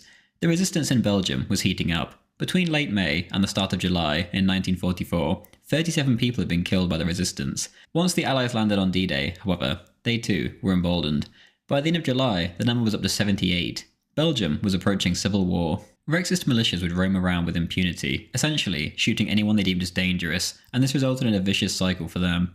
Degrelle, during his leave, was off enjoying the high life, flings with random women and dinner parties that came with his new fame. Meanwhile, on the streets, his men were out of control. If Rexists could prove that they had killed an enemy of the state, then they'd get a medal for it. This was not very well thought through, however, as in many cases, these enemies of the state were literally just normal, innocent people. On the 8th of July, the resistance, and essentially the people of Belgium by this point, took their revenge. Edouard Degrelle, Léon's brother, was shot inside of his pharmacy shop. Edouard was completely apolitical, and his only crime was being related to his brother, but he was an easy target, and so the resistance took him out. All hell broke loose. At Degrelle's urging, the authorities arrested 46 people, seemingly at random. The Rexist militia didn't see this as enough and began to massacre anyone they deemed a partisan. This included women and also, in some very rare cases, children. Degrelle did nothing to stop this, and he was about to take it a step further. The people who were held captive were left to rot, and 4 of them were put on a list to be killed. All 4 were all political rivals of Degrelle's who had done nothing wrong. On the 14th of July, Degrelle sent a message to Himmler and demanded the execution of more than 100 captives. Himmler did not reply, yet Degrelle went ahead anyway. 3 of the 4 political rivals were shot by the SS. All of them had absolutely no relation to the resistance in the slightest. Between the 12th of July and the 4th of August, a ton more people were killed by the Rexist militias. One of them was the mayor of Wever. These murders, of course, resulted in blowback, and the resistance were doing their fair share of killing too. The cycle continued, and soon enough, Rexist militiamen were scouring Charleroi, searching for literally anyone they could lock up, and a few houses were even torched seemingly at random. A chapel went up in the flames too. Over 20 people were taken by the Rexists, mostly at random, and were dragged to a town outside of Charleroi. At the break of dawn, a Rexist veteran gave the command to kill the prisoners. Almost all of these people, as noted, were completely innocent. One of them was a priest named Pierre Harmiges. The Rexist party, named after Christus Rex, Christ the King, were now, for the second time, tormenting a priest. This time, they'd killed him. His last words were, quote, "I die, and we all die, for that peace reigns in the world, and the men love one another," end quote. This was essentially the last big act for Rex. The Germans were pulling back, and the Rexists with them. Belgium was about to fall to the Allies, and Degrelle's world was collapsing around him. Or at least, in reality it was, even if not in his mind. As the withdrawal took place, Degrelle wrote to the deputy party leader, Mathies, and asked him to take care of his wife and kids whilst he went to the front. Mathies, who had been running the party essentially alone, saw reality and quit the party. For the record, Mathies was present and the one who gave the order to massacre the priest and the other innocents. Leadership was then given to a man named Louis Collard, who was an erratic drug addict with a taste for young women. He was also present at the massacre and prone to violent outbursts, not the best man for the job. 5,000 Wallonian citizens fled east with the Germans, amongst them the Degrelle family, as noted. Now, back in Belgium, the resistance wrought a bloody revenge, and an orgy of killing and looting broke out, which as it turned out, would last for years. The Allies and the police not only did not intervene, but they also sometimes helped. Meanwhile, Degrelle was at the front, as he would say in his memoirs, but this was not the case. He was on a tour of Europe as the poster boy for foreign legions, trying to recruit more youngsters to throw at the already clearly lost cause. Then Degrelle, against Hitler's personal orders, headed to join some of his Walloons who had been carted off to the front in Estonia with next to no training. Degrelle had been forbidden to go to the front as he was needed for propaganda purposes, and despite being told that this would be a court-martial offence, he went. Here the Axis forces suffered greatly. Quote, "Of my 4 new officers from Bad Tolls, 3 were killed and the 4th gravely wounded. In the Waffen-SS, the average life of an officer at the front was 3 months." End quote. The Soviet tide, for a long time now, had been unstoppable. Besides Hitler's superweapons, which weren't yet ready, there simply was no regular means of winning the war. All that mattered was buying time. The position in Estonia was untenable, however, and soon enough there was a mass retreat. Quote, "Behind us the spectacle was heart-rending. The whole of Estonia was fleeing panic-stricken before the Reds. Not a soul stayed in his hut. These people had known the Soviets, not those of 1918, but the so-called civilized, improved and democratized Soviets of 1940. They retained a terrible fear of them. This general panic taught us more than all the political speeches. It was not only the bourgeois who were bolting, but tens of thousands of workers, handymen, small farmers and sawyers, fleeing the pine groves. The women would exhaust themselves on the roads, dragging along a pig and 2 or 3 sheep. The poor beast's feet would be bleeding. One girl was pushing a pig in front of her like a wheelbarrow, holding it by its rear feet. The animals were all just jumbled together, howling. Many died. It was extremely hot. The old women were dead tired. Suddenly, the Soviet fighter planes arrived, pounced on the columns of civilians, and machine-gunned them savagely amidst the horrified cries of the women and children, and the sharp neighing of the horses, their bellies shot full of holes, that had fallen among the broken wheels of the hay wagons." End quote. And later, quote, "A country was dying. The marvellous August nights were besmirched with the great red torches of villages on fire. Cows, pigs, chickens and geese, all were abandoned on the farms and in the pastures. Not a living soul stirred. Everyone preferred the exodus and machine gun fire to Soviet enslavement." End quote. The scene, Degrelle said over and over again, broke his heart. The Germans did all they could for these people. It is impossible to deny that treatment of the Ukrainians and others was often abysmal. The Balts had once been the serfs of the German lords, but now they were brothers until the end in the same struggle. Hundreds of thousands of those innocent Estonians, and Latvians especially, but also Lithuanians, were evacuated from the Baltic ports, or overland back to the Reich along with the German troops. After the war, they would languish in refugee camps until countries like the US and Australia took them in. But regardless, the Germans had saved thousands upon thousands of lives.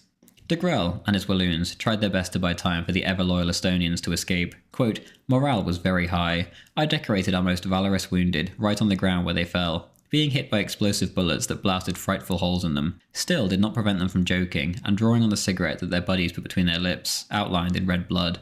These boys were unbeatable. Wherever they were placed, the Soviets stopped.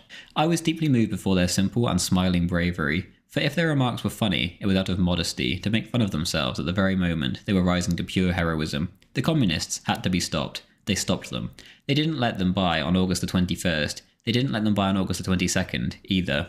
When our soldiers were released on August the 22nd at noon, the Reds hadn't been able to gain 10 metres of ground north of Kamja." End quote. Soon enough, the Soviets were bearing down on Tallinn itself. Quote, "The roadside, strewn with ammunition bags, bundles, zinc pans, tubs, dead sheep, bird cages. Through this jumble, the haggard human river, civilians, soldiers, Estonians, flowed, screaming towards Tallinn." End quote. And quote, "I had no one left but the walking wounded and the office personnel. We rushed along to Maria Magdalena, along beautiful blue lakes sparkling with all the fires of the summer, insensible to the rout spreading alongside it.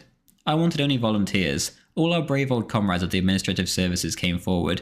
For that matter, what use was there for administration at the moment? The accountants closed their ledgers. Legionnaires, more than 60 years old, who had been cutting sausages and counting loaves of bread since 1941, left their cleavers and their books to take up Panzerfausts. Their quiet courage brought tears to my eyes. All our wounded, who still could walk, lined up in front of the rectory. Of the only 2 officers left to me, one had his arm shot through by a bullet, the other had been hit by a grenade in the chest, but both stepped to the first row of this heroic little troop." End quote. Of the 260 men Degrelle had led when he first arrived at Estonia, only 32 now remained. In the end, Tallinn held long enough for the Germans to evacuate, slowly and at their leisure, all of the troops and heavy weapons down to Germany and Lithuania via the Baltic coast. At the end of the fight, General Steiner, later of Berlin fame, said in a speech, quote, "A Walloon is worth 1,000 other soldiers." End quote. Degrelle himself called this overstated in his memoirs. However, Steiner had bestowed 200 Iron Crosses upon these Walloons, and if they hadn't been ardent Rexists or National Socialists before, they were certainly willing to lay down their lives for Europe against the communists. Quote, "Our soldiers went back down towards Tallinn. The newspapers of Estonia were full of their exploits. They were loaded down with bottles of champagne, which they happily drank as they sailed back to the Reich." End quote.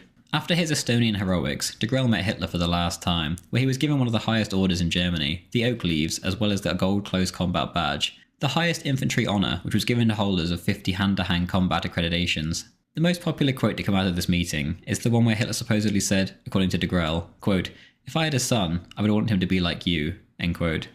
This quote has forever been attached to Degrelle's story ever since, and in previous videos I myself have repeated it. Upon further investigation, however, it seems extremely unlikely that Hitler actually said this. Degrelle's translator recalls nothing of the sort, and there has been other instances where Degrelle seemingly invents things out of thin air. At best, it's advisable to take this quote with a grain of salt. Back in Germany, later that year, Degrelle was approached by a high official from the Ministry of Foreign Affairs, who looked absolutely radiant. Quote, "You don't know, we're right in the middle of an offensive." End quote. Degrelle asked, quote, "Offensive? What offensive?" End quote. The official replied, quote, "Why, at your home, in Belgium. Our troops are already in the middle of the Ardennes." End quote. And so, off Degrelle went. He was ordered by Himmler to leave for Belgium with his division at that very instant, which was completely against the Walloon Agreement in signing up in the first place. They were only to fight in the east, not the west. This would be treason of the highest order, but he quickly learned his new orders, and now he wanted to be the first man in Brussels once it fell. Quote, It was officially forbidden to send us into combat on our own territory. We were going in to avoid the errors of the German occupation of 1940 to 44. Flemings and Walloons would have the task of organising Belgium, end quote. There was more to this than Degrelle lets off in his memoirs. Earlier in December 1944, the Germans, after Belgium had already fallen, had decided on the future of Degrelle's homeland. Belgium would be annexed. Flanders and Wallonia would each be their own Gaus. Degrelle would now be Volksführer of Wallonia, and a Freedom Committee for Wallonia was set up with their headquarters close to the Belgian border. Degrelle wrote down a document planning the future for his realm. He wrote that the Belgian people now no longer existed, and that Belgium was now formally split into two and a part of Germany. At the last moment, however, Degrelle did get cold feet. He resisted total annexation, at least for a time. The man who had opportunistically declared the Wallonians to be Germanic against all logic was now staring the consequences of this decision in the face, as the Germans sought to create a greater pan-Germanic state. In the notes written down by the German High Command on the topic of annexation, Degrelle's name appears nowhere to be found, whereas his Flemish counterparts was included. Now that the writing was on the wall, however, he accepted his new role as a Gauleiter, a far cry from what his men sarcastically called him behind his back. Modest, I, King of Burgundy.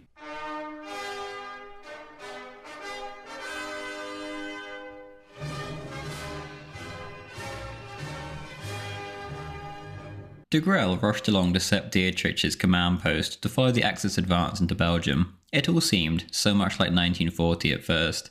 Quote, "We were at the match as excited as spectators. We passed through our two Ardennais villages with their white arms, one whose walls, Rex, could still be read in tall letters, painted in the vibrant days of our great political combats. We went down as far as the village of Steinbach, a few kilometres to the northeast of Houffalize. An ancient castle was there, frigid and deserted, at which we halted our little column. The Ardennes farmers came out of their houses and welcomed us with a touching simplicity. Everyone remembered grandparents who had lived in this region, or recalled the meetings I had given. They took us to eat in their low-roofed farms lit by ancient gas lamps. Potatoes fried in lard were steaming on pretty flowered plates, as at the meals of our childhood. These hard and noble faces, shaped by the work of the fields, were the beloved faces of our own people. We breathed freely, our spirits radiant. In the warm farms full of shadows, near the wood fire, crackling around the andirons, we surrendered ourselves to the sweetness of having found our land again, and our people again." End quote. The dream, however, quickly turned into a nightmare. The attack stalled, and the Allied bombers came, flattening the Walloons' beloved homeland, as well as their families and friends. Quote, "Their bombs turned the ravishing town into a monstrous heap of ruins, with mounds of dead civilians beneath them. The Ardennes was flattened in a few days. Not a town on a road to somewhere else, not a crossroads escaped. It was a terrible way to wage war, at the expense of women and children crushed in their cellars. But this means, which the Anglo-Americans used without any restraint, quickly proved to be decisive. At the end of a week, all roads used by the columns of the Reich had become almost impassable." End quote. Degrelle himself, once again, almost became a casualty. Quote, "I barely had time to behold the marvellous blue, brown and white panorama of the plateau of the Ardennes, halfway between Houffalize and Barak-Freitor, when a low-flying fighter came down on us, charging almost at head height. 2 bullets as big as my thumb passed through the motor. Another slashed my helmet. A fourth punctured my documents, passing exactly between my ribs and my left arm. A truck that we'd met did a crazy pirouette on the bank and turned into a torch. We were able to pull one soldier out of the wreckage more or less whole. The others, crushed under the weight of the car, were burned alive. We could see their fires crackle. For a quarter of an hour, the low flyers kept coming back and forth with ferocious hatred, hitting us with incendiary bombs at point-blank range each time. All along the roads, it was the same hunt of man and vehicle." End quote. Almost as soon as the Ardennes offensive had begun, it was over. Quote, "As for us, it was our native soil that we had to leave. Our country, our people. We couldn't tear ourselves away from this last village. Nevertheless, there was absolutely nothing left for us there to do.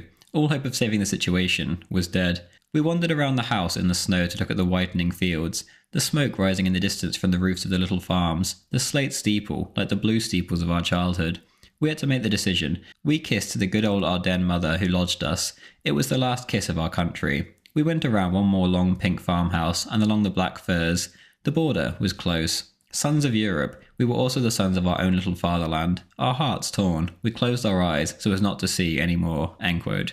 There was no time to waste, however, and soon enough, Degrelle and his Walloons were sent to the east to halt the Soviet tide in Pomerania. In the Baltic states, there had been hundreds of thousands of desperate civilians fleeing for their lives.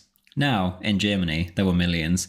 It was hell on earth, and the Germans, Walloons, Frenchmen, Scandinavians, Latvians, and all the others somehow had to fight against an enemy multiple times as numerous as they were. It was an impossible task, like all the others over the past couple of years.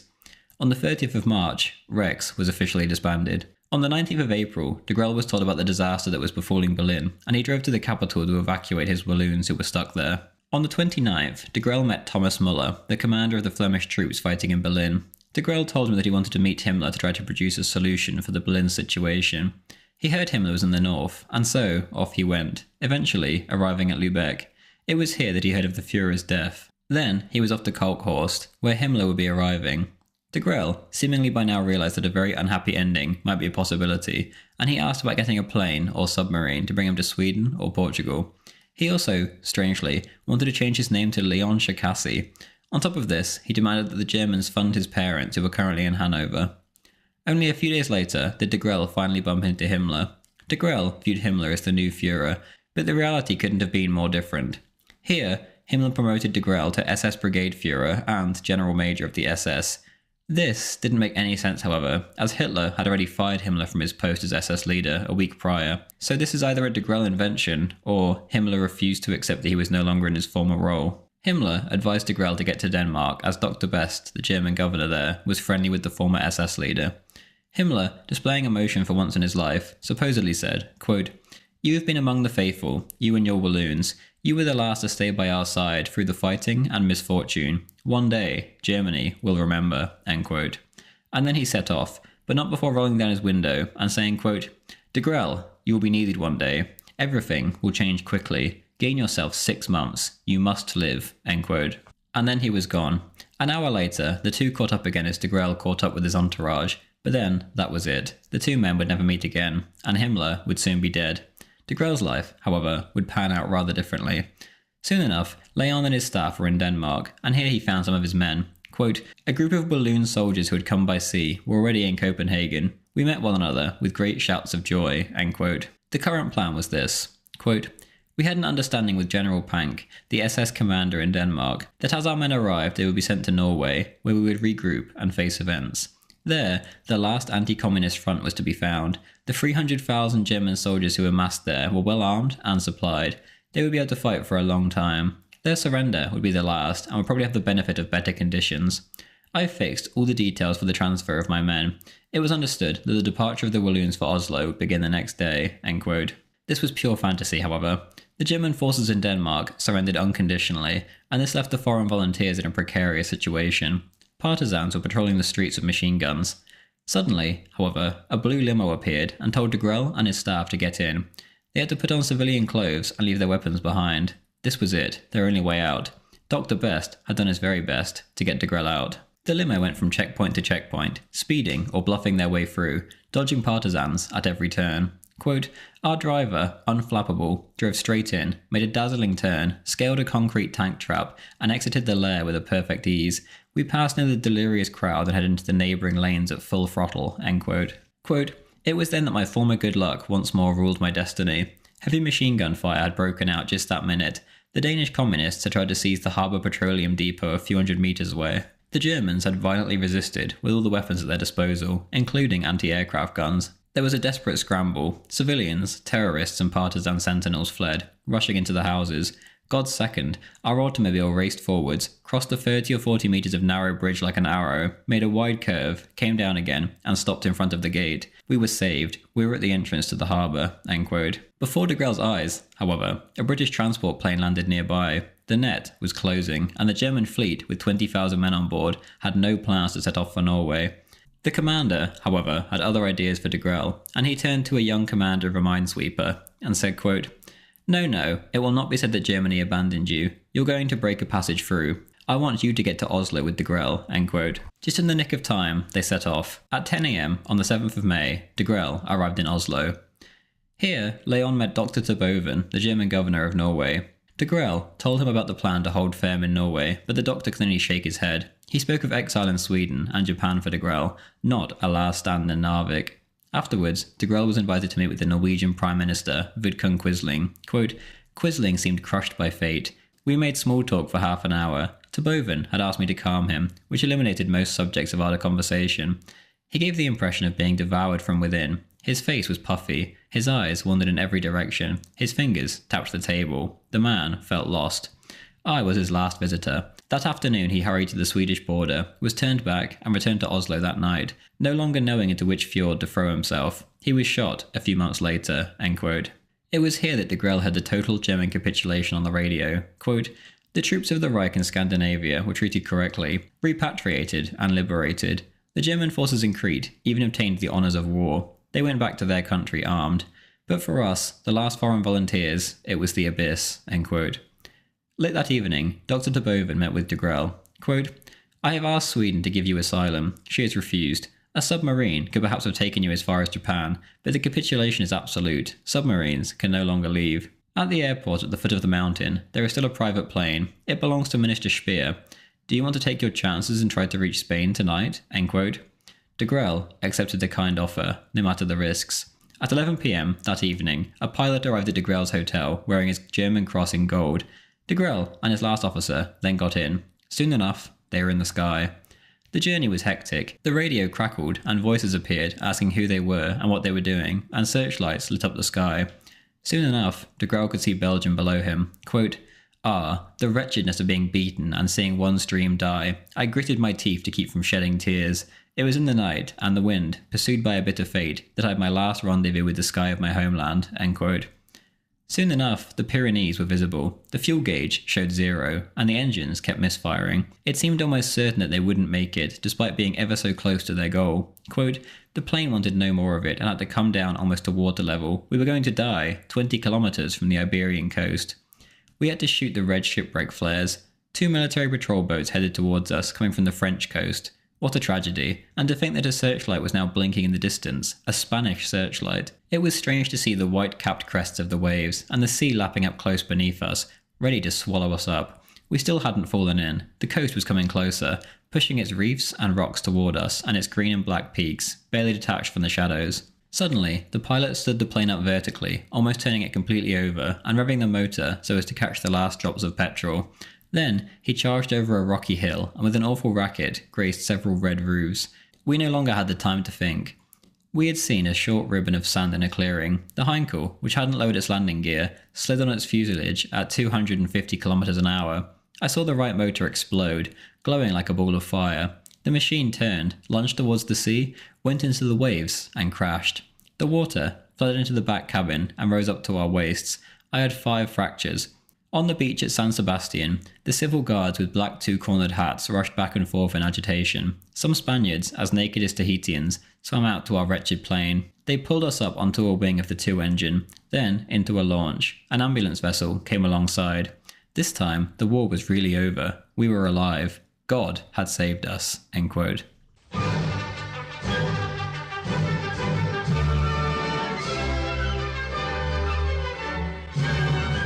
Degrelle and his officer, Robert de Vels, survived the crash. However, one of the German crew members was not so lucky. Degrelle was quickly taken to the General Moeller Hospital, and he put his survival down to divine providence and the protection of Saint Michael the Archangel. Jose Luis Jerez Riesco writes in his book Leon Degrelle in Exile, quote, "As hard as it may seem, the crash landing was actually a stroke of luck. If Leon Degrelle had been uninjured during the crash, it is possible that the Spanish authorities, in order to avoid complications in those crucial moments, might have asked him to leave Spain immediately. Leon Degrelle was totally immobilized by his multiple fractures and severe trauma, and this is what saved him. His short-term misfortune was really a long-term blessing." End quote. Initially, the issue was seen as a Belgian-Spanish issue, not a broader one, at least on paper. Therefore, the Belgian authorities couldn't get to Degrelle, and so they took out their anger on others, namely the Degrelle family. Degrelle wrote in a letter to a friend during his time in hospital, quote, "As for my family, I live in terrible anguish. You know that 2 days after my crash here, Hayul de Termecourt committed the shameful act in his spite of having my old father and old mother arrested and imprisoned. They are 78 years old with 28 grandchildren. Dad has grown quite old and is no longer in a position to dress himself. As for my mother, as you know, her evangelical sweetness, well, she has been dying of heart disease as of last February. She is kept alive only by injections. I cannot think, without bursting into tears, of the crucifixion that these poor people are going through. According to what I have read in a small French newspaper from the Pyrenees region, everyone in the Degrelle family, including my poor Janae Ratti, whose state of health, you know well, and her 2 daughters, has been detained. 2 little girls. I wonder how far this shamefulness will go." End quote. In the end, both of his parents died in prison. His wife served 6 years. His children were all locked up, too, making his youngest daughter, at 8 months old, the youngest girl ever to be imprisoned. Degrelle never found out the whereabouts of his children for 14 long years. The rest of the family was locked up as well. One of his sisters served 2 whole years, and his brother-in-law was butchered during his stint in prison, and the prison guards refused to answer the calls for help from his neighbouring cellmates. It was a terrible time to be a Degrelle. Even Degrelle's birthplace wasn't spared. It was razed to the ground, and a courthouse was built on top. A Belgian representative and the Spanish undersecretary did indeed meet to discuss Degrelle, but one of the Spanish conditions was that he not be considered a war criminal, and that his extradition not in any way lead to his execution, which was quite the sticking point for the Belgians, who were baying for his blood.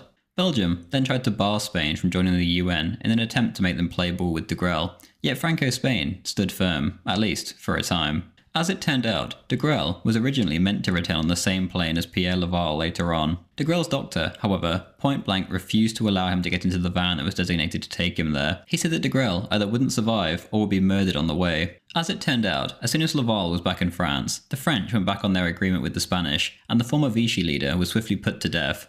Degrelle had escaped death thanks to his doctor, and the Allied betrayal of their Spanish deal with Laval only improved Léon's position. It should also be noted that Degrelle wasn't the only Belgian in Spain at that moment. René Legros, a leading Flemish collaborator, was in Barcelona, and the Allies wanted his head too. He, like Degrelle, had already been sentenced to death in absentia by a court composed of many communists.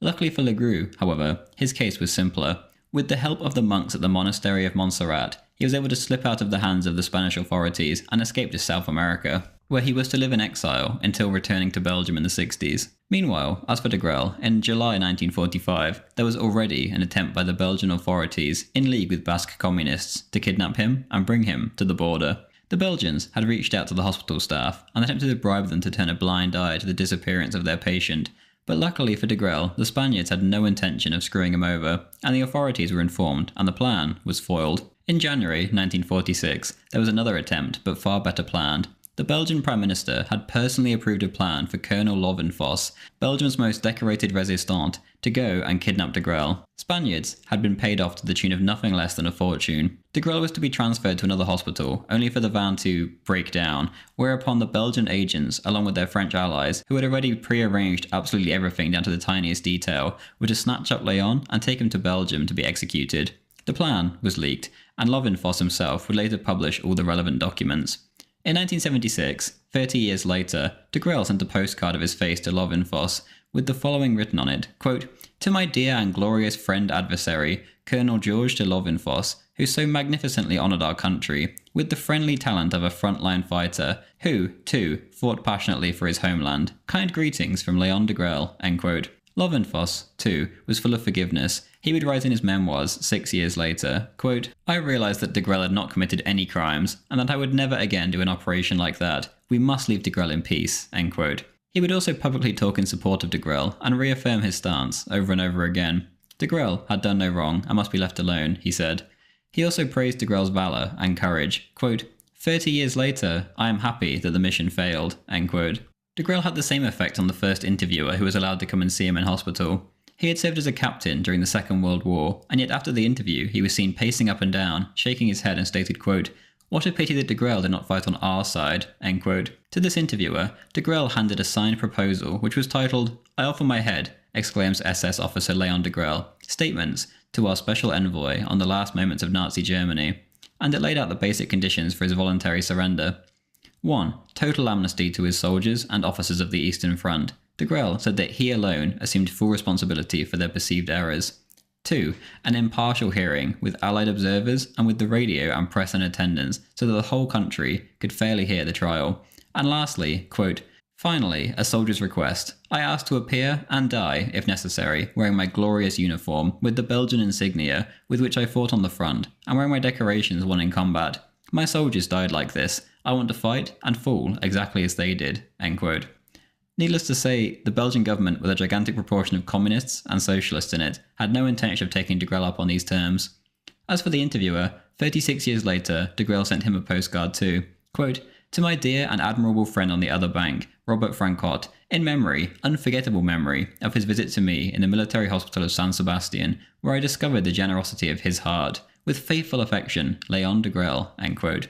By mid-1946, Degrelle had been in Spain for an entire year, and this entire time, negotiations had fruitlessly been going on behind the scenes between the Belgian and Spanish governments. The Belgians refused to budge on any of their terms, yet the pressure from the Americans and the English on top of the Belgian crusade for Degrelle's head was overwhelming. There was talk of just capitulating. Once this news reached Degrelle, his Spanish friends quickly began to plan for his escape. The nuns of the hospital, especially, arranged things for him to be able to make a quick getaway. One sister, named Isabel, had left the window to the street open night after night, just in case. Working with the sister was a former Blue Division officer who waited under the window for Degrelle every single night, just 50 meters away in a parked car. Degrelle didn't know anything about this until the officer came into the hospital and told him. Leon said, quote, "I do not want to get a Spanish soldier shot who would be fulfilling his duty by detaining me. Moreover, they can leave all the doors open that they want, because I am not ready to leave. To flee would mean that I am running from a fighting court, an admission that I am guilty of the filth that they accuse me of. I will not leave." End quote. Despite these brave words, however, Degrelle had indeed been considering the possibility of fleeing to Ireland or a South American country. A former captain of the Nazi intelligence services had even come to Degrelle, disguised as a priest, to discuss such an escape. Eventually, Degrelle did take up one of these offers to escape. The escape included none other than the Generalissimo of Spain, Francisco Franco. In August 1946, in view of the untenable and implacable situation and the pressure of all kinds exerted at the international level, the Spanish authorities granted Leon Degrelle 8 days to leave Spanish territory. This was more of a simulation. Franco worked, in this case, in a Gallego way, so his resolution was ambiguous. Well, Degrelle will be officially expelled, but not actually expelled. They decided to stage a guarded escort and expulsion from Spanish territory along the Portuguese border with a Leon Degrelle double. Thus, the requirements and formalities would be technically fulfilled. Ramon Serrano Suna, the pro-Nazi former foreign minister and Franco's son-in-law, was part of the escape. Quote, "It would not have been easy at that time without Franco's quiet approval. Everything was prepared in agreement with him." End quote. The plan went off without a hitch. It didn't take much to get any Spaniard needed on board with the plan, and Degrelle had won himself friends seemingly everywhere already. The well-orchestrated plan was pulled off shortly after Degrelle was served his expulsion papers. The guard conveniently got a phone call, and then suddenly Degrelle fled to a waiting car out of a side exit, leaving Degrelle number 2, the body double, to leave in front of the waiting journalists and board a train in the direction of the Portuguese border. Meanwhile at El Pardo, Franco's palace, the Generalissimo had met with a group of the conspirators, and he had personally helped get a new fake passport set up for a Mr. Enrique Durand, a merchant born in Warsaw, Poland. Generously, Franco also arranged for 20,000 pesetas of his own money to be sent to the penniless Degrelle. And so, off went Mr. Durand to live his new life in Madrid in a safe house provided by a Serrano Suna, with these defiant words, quote, "I do not go to the slaughterhouse. I do not give myself up. I am not going to Portugal, because there President Salazar will have the same problems, the same difficulties as General Franco, and furthermore, the Portuguese police will turn me over. I stay here, even if I am thrown into the road, or in a ditch. I will hide as I can, but I will stay here." End quote. The hospital, however, was probably better than his new accommodation. He wrote, quote, "I lived in the maid's room. No light, no ventilation. The man in the house weighed about 130 kilos. It was unbelievably hot, even during the middle of the night. I remember going to bed every night with a large chamber pot. I produced 4 litres every night." End quote. For the next year and a half, Degrelle would not leave that room. He never saw the sky of Madrid, trapped between those 4 narrow walls in that tiny room, with the only source of light being his bedside lamp. Here, however, he wrote and wrote and wrote.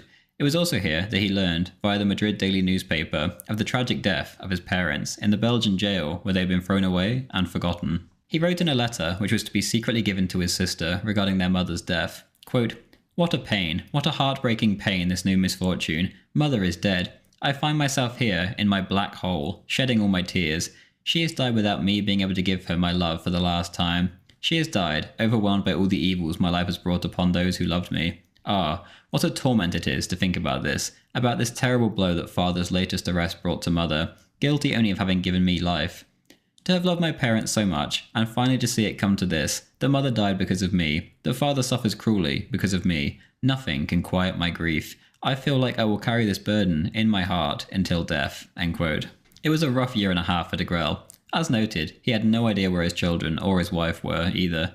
He was almost utterly alone. Only a tiny handful of people, including Franco, knew of his new identity or where he was. Meanwhile, the Allies searched desperately in Portugal for Degrelle, who according to the Spanish news had already been deported there. All the vessels leaving Portuguese harbours were searched, the countryside was combed, and the border was scanned.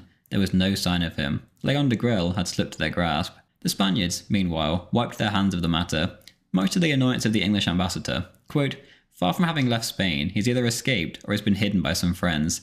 If he has really left the country, it is absurd that they give us no details. They instead refuse to give further explanations in this regard, unless they are personally corroborated by the foreign minister himself." End quote. The American ambassador even turned up and rudely demanded an explanation from Franco. Franco simply replied, quote, "If you want to see the reports, they happen to be here, on my desk." End quote. On his desk was a complete dossier detailing the deportation of Leon Degrelle to Portugal in excruciating detail, even including when he went to the toilet and when he ate. It was so unbelievably detailed that it just had to be real in the Americans' eyes. The meeting went off without a hitch. Meanwhile, Mr. Durand, the Polish merchant, was just a few miles away in a dingy attic. The Belgian government, however, didn't buy it, and they continued to make Degrelle their top priority and denounced Spain at every turn. Whilst the world was up in arms about his whereabouts, Degrelle, or rather Enrique, got his first work permit on the 21st of November 1947 as an art expert for the Enrique Durand Company with a salary of 12,000 pesetas a year. The death of Degrelle's mother had been a big enough of a blow whilst he sat in that attic room, utterly devoid of any sunlight or human interaction. When the news came regarding his father, however, he broke. Degrelle was so depressed that the scar from one of his wartime injuries opened from his neck to his stomach. He had dropped 77 pounds. He was plagued by endless hemorrhages. The news, or rather the lack of it, regarding his children was eating him alive. He could take it no longer. He had to at least break out of this confinement and feel the sunshine. He got in touch with his Falangist contacts, one of whom was Jose Antonio's cousin, and sought assistance with getting down to the sunny Malaga coast. This was easily enough arranged, and soon enough, he was there, at a small fishing port, where he could at least eat and sleep for 30 pesetas a day. He would recall, quote, "I was there for 2 months, ready to die, just going swimming in the evenings." End quote. One day, in September 1948, a man appeared to greet Degrelle, who turned out to be none other than Jose Antonio Girón de Velasco, the Minister of Labour. Degrelle had been recognised by a local German, and it was he who had informed the Falangist Minister of Labour.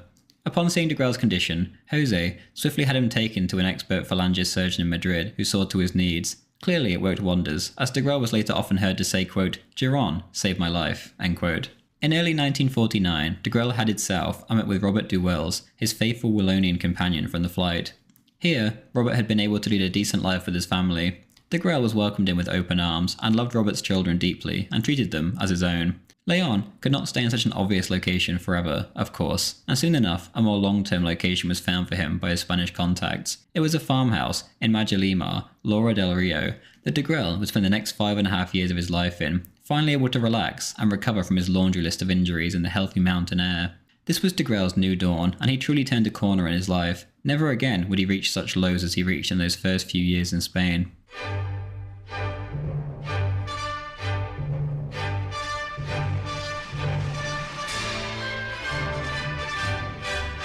During Degrelle's time in Majalima, 20 kilometres from the nearest village, with only an old crank-up telephone connecting him to the outside world, he began to write like a madman. Books began to appear all over Europe, authored by poorly disguised pseudonyms. His works consisted of mainly the history of the war years in Belgium, or at the front, most prominently his still in-print work, The Eastern Front. Degrelle, by now, was an avid poet, and had been ever since his arrival in Spain when he discovered his long-lost love for that art. In January 1951, Leon Degrelle finally broke his silence, and he gave an exclusive interview to the magazine Europe America from Brussels. Here he set out to defend all of his wartime actions, and revealed what was in his eyes the sly and devious attitude of the Belgian government. This was the first time Degrelle had properly spoken to his people, his Walloons, since the war. The publication absolutely flew off the shelves, and tens of thousands of copies were sold. Degrelle then had another interview with the United Press, and he expanded on the same topics. A few months later, Degrelle would set out on the Way of St. James pilgrimage, which leads to the Shrine of the Apostle James in Galicia. Clearly, by now, Degrelle wasn't so worried about being extradited. He went alone, taking only a small backpack. It was a truly incredible feat in itself, and it does appear as if Degrelle became far more pious in his exile. Quote, "The pilgrimage to St. James truly satisfied everything, the mystical first, with all of its proliferation of miracles, churches, works of art, transforming the spiritual into the real. The epic, with the immense legend of Charlemagne connecting with the wonderful divine being, planting in him his mighty deeds all along the way, and the spirit of chivalry, not only for this fact, but for all those carried out by European knights on their way to Compostela, who, preceded by a herald, would hold tournaments along the entire route." End quote. In total, by journey's end, he had traversed 1,000 kilometres on foot from his starting point in the Pyrenees. Upon arrival, after bowing at the Apostle's tomb, he joyfully wrote in his diary, quote, "All of my being sings the joy of having overcome, of having been able to arrive, of having lived a few weeks of spiritual elevation, of having collected beautiful things." End quote. Whilst Degrelle was barely even attempting to hide his whereabouts and was being recognised everywhere, the Allied authorities heard and believed rumours that he was here, there, and everywhere, from Uruguay to Portugal. None of these rumours, of course, were true. In 1952, Degrelle had his famous poetry book, The Burning Souls, published on a limited, collectible scale, with each unit bearing a Roman numeral on it. In 1954, the second edition was published, which was smaller in size and flew off the shelves, selling thousands of copies and quickly selling out completely. The poetry was about exactly what the title suggests. For example, quote, "Human beings have barricaded themselves behind their selfishness and pleasure. Virtue has abandoned its natural song. Happiness has become, for man and for woman, a heap of fruit which they devour in a hurry. Happiness only exists in the gift, the complete gift. His selflessness gives him the flavour of eternity." End quote.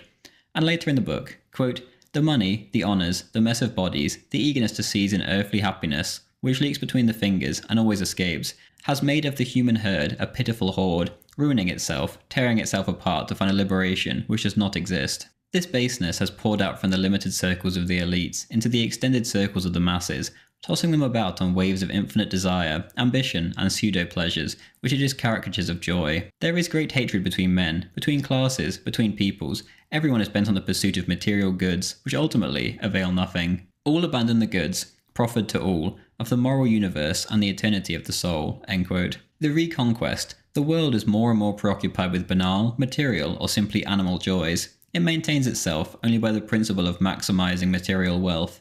Each man lives only for himself and allows the domination of life both within his own home and within the country through a constant egoism, which has converted men into hateful, embittered, greedy wolves, or corrupt and soulless half-men. We will come out of this downfall only through an immense moral recovery, by reteaching men to love, to sacrifice themselves, to live, to struggle, and to die for a higher ideal. The time is coming when saving the world will require this handful of heroes and saints to make the great reconquest." End quote. Riesco writes in his book on Degrelle's exile, quote, "It was in Seville that he carried out his first dealings and commercial transactions that offered him a livelihood. He then helped to set up a metallurgical industry near Guadalajara. He also executed some excellent deals in Australia related to cotton. Later, in 1952, he became a builder to help provide shelter for 50 families on an American base. Leon lived his life in exile with maximum dignity, thanks to the work he was doing. He was not concerned about money." End quote. This is the first time in Jose Luis's work that he mentions Degrelle's way of making a living, and it's far from clear how Degrelle ended up getting into such international business endeavours. Degrelle also purchased a vineyard called La Carlina in the early 1950s as well. On top of this, Degrelle worked in construction and he had houses built that would later house US troops who were stationed nearby at the base that was set up in 1953. Whilst Degrelle got on with what was seemingly a semi-high profile, affluent life in Andalusia, the foreign press still, somehow seemingly couldn't find the man. Locally he was known as Don Juan de la Carlina, or one of his other fake names, but he was often recognised, and it was essentially an open secret. It surely must have got out of the general area, as he'd been recognised on his pilgrimages too. Despite this, a French newspaper wrote an article in the 1950s reporting that Degrelle was in Brazil and that he had a new wife with whom he had just had a mulatto child with. Meanwhile, Degrelle's actual wife had finally been released from prison in September 1950, as the Belgian government had a new, softened policy of reducing the sentences of minor collaborators. She also got custody of her children back after what must have been a painful half-decade. Marie Paul appears to have come to visit her husband, albeit just for a few days, in 1951. In autumn 1954, she came for another short stay. Riesco writes, quote, "To avoid the grave dangers and problems that were continually surrounding him, Leon and his wife extinguished their joint partnership and opted for free, voluntary, and spontaneous separation." End quote.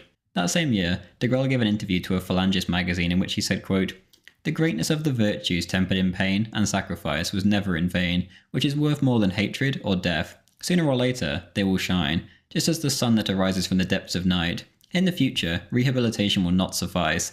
Men will only bow to the heroism of the soldiers of the Eastern Front of the Second World War. They will also say that they were in the right, that they were really in the right. Negatively, since Bolshevism represents the end of any value.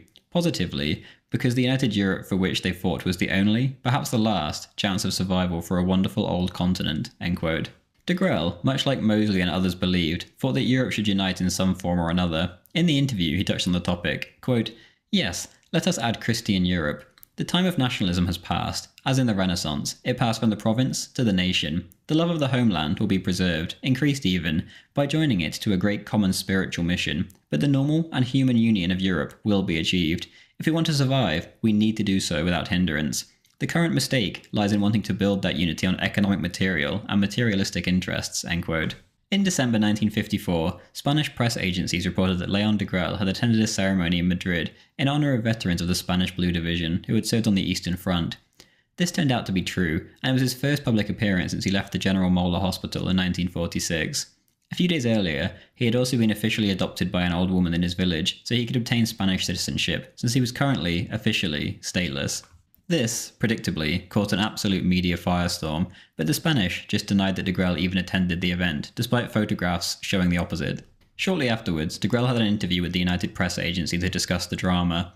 The interviewer asked, "What about war crimes?" To which Degrelle replied, quote, "I have not committed any war crimes. Never. Nowhere. To keep saying that I have committed them, as is still being done, is a horrible slander. Never has a court condemned me, nor tried me for a war crime, whatever it may have been. I was sentenced to death in absentia on December the 27th, 1944, as a political leader and as a volunteer on the anti-Soviet front, and for nothing else. They need to be logical here. A few years ago, Spanish General Munoz Grandes was received in Washington and at the Pentagon with great honours. He was my colleague on the Eastern Front and commanded a division exactly like mine. He has now been awarded by the United States. How can they claim that, for the exact same action, I should continue to be persecuted savagely?" End quote. There was also a notable local event around this time. Some of Constantina's citizens came to pay a visit to Degrelle. They had a present for him. One of them, a little boy named Pierre, bought Degrelle, who was so generous in their village, a dog named Dogo, who was trained as a good companion and a vigilant watchdog. Degrelle immediately took a liking to the dog, and the two deeply loved each other. Almost as soon as the friendship began, however, the dog was tragically hit by a car and killed. Pierre, too, was devastated. Degrelle, thinking of the boy's grief with his own children in mind, wrote a poem about their lost friend to cheer him up. This was just some of the very long work. For reference, Pierre's nickname was Pichu. Quote, "Dogo always wore a collar of wild forest flowers, fiery flowers of a light violet, or white flowers with a gold heart, or a bunch of margaritas. This was rather ridiculous, as dogs should not be given flower ornaments. But Pichu, it was necessary to challenge ridicule. For those who mock are generally more ridiculous than those who are not afraid to defend what is beautiful. Dogo was beautiful with the flowers around his neck, like a conqueror or a poet. He came back later frolicking, passing in front of the other dogs, and his flowers stood out against his black hair. The other dogs, who donned no flowers, looked envious of our Dogo, a poet who donned the flowers of great forests, where he, the seeker of chimeras, had found his chimeras, the pretty rabbits with tails of white pomp." End quote. It ended, quote, "Always remember this lesson from Dogo, Pierre. Later, like him, like me, force people, even if they do not want it, to rise above their laziness and mediocre situations. Make them fly, even if you have to bark very loud behind the partridges, so that they can be the birds upon the earth, or beings with the soul in the undergrowth of men." End quote. In 1957, Degrelle was visited by Jean-Pierre Debaut, a sort of protege of his. Here, Degrelle opened up about his exile. Quote, "It is not exile that makes me suffer. It is the inactivity. It is feeling immense dreams deep inside that cannot be fulfilled, and also the idea that they have made noble, righteous, generous human beings who imagine monstrous things about me, who have been able for 10 years to listen to all the infamies they have poured on me. It is easy to insult someone defeated, someone who is prohibited from responding, someone who cannot talk or explain himself. I have offered it 10 times. Obviously, what they want is for me to return there, but not to let me speak, so that they can kill me." End quote. During these almost 13 long years, Degrelle still had no word about his children. He entrusted Debaut with a 15-minute tape and asked him to show it to his now grown-up children back in Belgium, which he did. His only son, Leon Marie, aged 18, immediately decided that he had to come and see his father after listening to the tape. He dismissed anyone, including his mother, who offered him advice to the contrary. In October, suddenly, Leon Marie turned up at his father's door, to Leon's absolute joy and amazement. The boy moved to Seville right away, and began taking Spanish lessons. Each weekend was now reserved for father and son alone. They had a lot of catching up to do. Degrelle's life had changed forever. It was the happiest he had ever been. But then, just as had happened with his dear dog Dogo, tragedy struck. On Saturday, February the 26th, 1958, Leon Marie died in a traffic accident. He was riding a Vespa motorcycle he'd been given by his father. In fact, he was on his way to his father's house when he was struck by a taxi. His neck and cervical vertebrae were immediately broken, and he was put into an irreversible coma. He didn't even have the time to realise what was going on. The local phalangists recognised the boy, despite him having no identification on him, and they rushed him to the head of the local phalange, where a priest gave him extreme unction. The young man was dead before his father could even get to him. Degrelle had had his world made, only for it to be so brutally ripped away a few months later. It was the hardest blow he had ever been dealt by far. Debeau, who was whipping up a political storm back in Belgium, wrote a moving article in his magazine and finished it, quote, "Yes, Leon Marie is present with our young heroes of the Eastern Front, the Abrassards, the Taverns, and also our martyrs, fallen on the interior front. May Leon Degrelle, our chief, our friend, if by chance these lines get to him, in whichever part of the world, let him know that we share his grief and affliction in the painful ordeal that he has suffered again today. If it will lessen his sorrow, let him also know that, as always, we are all unconditionally at his side." End quote. Degrelle's wife blamed her husband for the event. She wrote a letter to Leon's sister, a nun, quote, "I blame him for having taken away my son, and I hold him responsible for his death." End quote. She then used this as a pretext for an official divorce. Degrelle was clearly distraught, but wrote that he was resigned to the situation, and asked only that she let him see the children and keep the matter discreet. He finished the letter, quote, "Apart from this, I can only wish for peace and sweetness to the one who is leaving. I feel pity for her. If it were possible, I would prefer to be left out of all these procedures, which, as a Christian, are reprehensible to me." End quote. In the end, friendly priests intervened and prevented the divorce from being recognised in the canonical legal sense, but the two remained separated. Anne, Leon's daughter, felt a deep sadness for her father's sake during the whole ordeal, and she chose to come and visit him. She too ended up staying, and lived in his house until she married a young phalangist attorney. Soon enough, 2 more daughters arrived, and decided to permanently live in Spain as well. The eldest, Chantal, began travelling frequently to Spain to visit her father too. Leon may have lost his son, but now he had the rest of his children. Meanwhile, behind the scenes there was another kidnapping attempt. This time the culprit was Belgian judge Albert Mallet, the very same man who had approved the persecution of the entire Degrelle family. He was the very man who was responsible for the cruel death of Leon's parents and of throwing his children into foster care, forced to grow up without their parents. He had been a member of the resistance during the war and had committed numerous acts of terrorism, which earned him quite the name for himself in the post-war regime. Malot got a private plane to Seville and had a 10-man commando group made up of former communists ready to help him. He turned up at the property when Degrelle wasn't there and tricked the gardener by pretending to be part of the Rexist faithful. He then studied the building from the inside in detail, photographing as he went.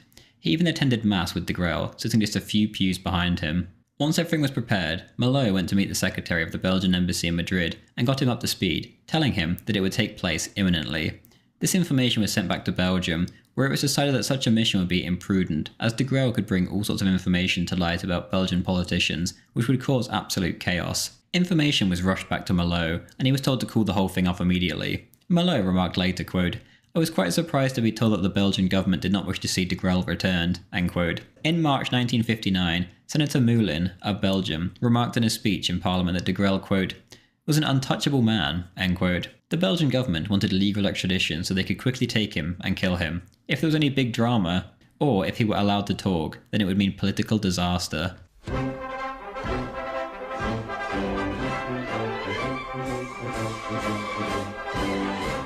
In 1961, the greatest attempt to kidnap Degrelle so far was discovered. It was none other than the Zionist Secret Service, Mossad. The Israelis believed that they could simply waltz into Spanish territory and kidnap a Spanish citizen, much as they had done to Eichmann in Argentina. This time, however, the government was no pushover. The West German government learned of this illegal plot and immediately informed the Spanish security services, who took the threat extremely seriously. Horia Sima, the leader of the Romanian Iron Guard in exile, also found out about the plot and informed Degrelle. It was as if the Jews weren't even trying to hide it. Degrelle was quickly taken to Madrid, where he lived in a small apartment for several months, guarded by 5 police inspectors, who never, ever left his side. In fact, they even slept across the floor of the small apartment, so they would never lose sight of him. This situation was so claustrophobic for Degrelle that he remarked to his protector, Carlos Navarro, quote, "I preferred to be killed by my enemies than guarded by my friends." End quote. Whether Leon liked it or not, however, his friends were saving his life. 3 months passed, and it was clear, or at least it seemed clear, that the plan had been foiled. Immediately upon Degrelle's return home on the 30th of June, however, he discovered that the electric lighting around the house had been disconnected, and that the dogs on every single neighbouring estate had been poisoned and killed. Degrelle wrote to a friend, quote, "The plot in question. It is not safe. If these individuals truly want to achieve their goal, they will achieve it. They have powerful means, and I cannot keep ceaselessly annoying the government here. Furthermore, you know this country. Strict measures are quickly relaxed, and my abduction is just a kid's game.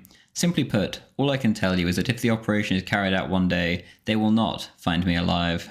On the other hand, am I still alive? Everything has died around me. Great ideas and great dreams. The years pass, and with them the golden years of strength and faith. Everything is frayed and is breaking down.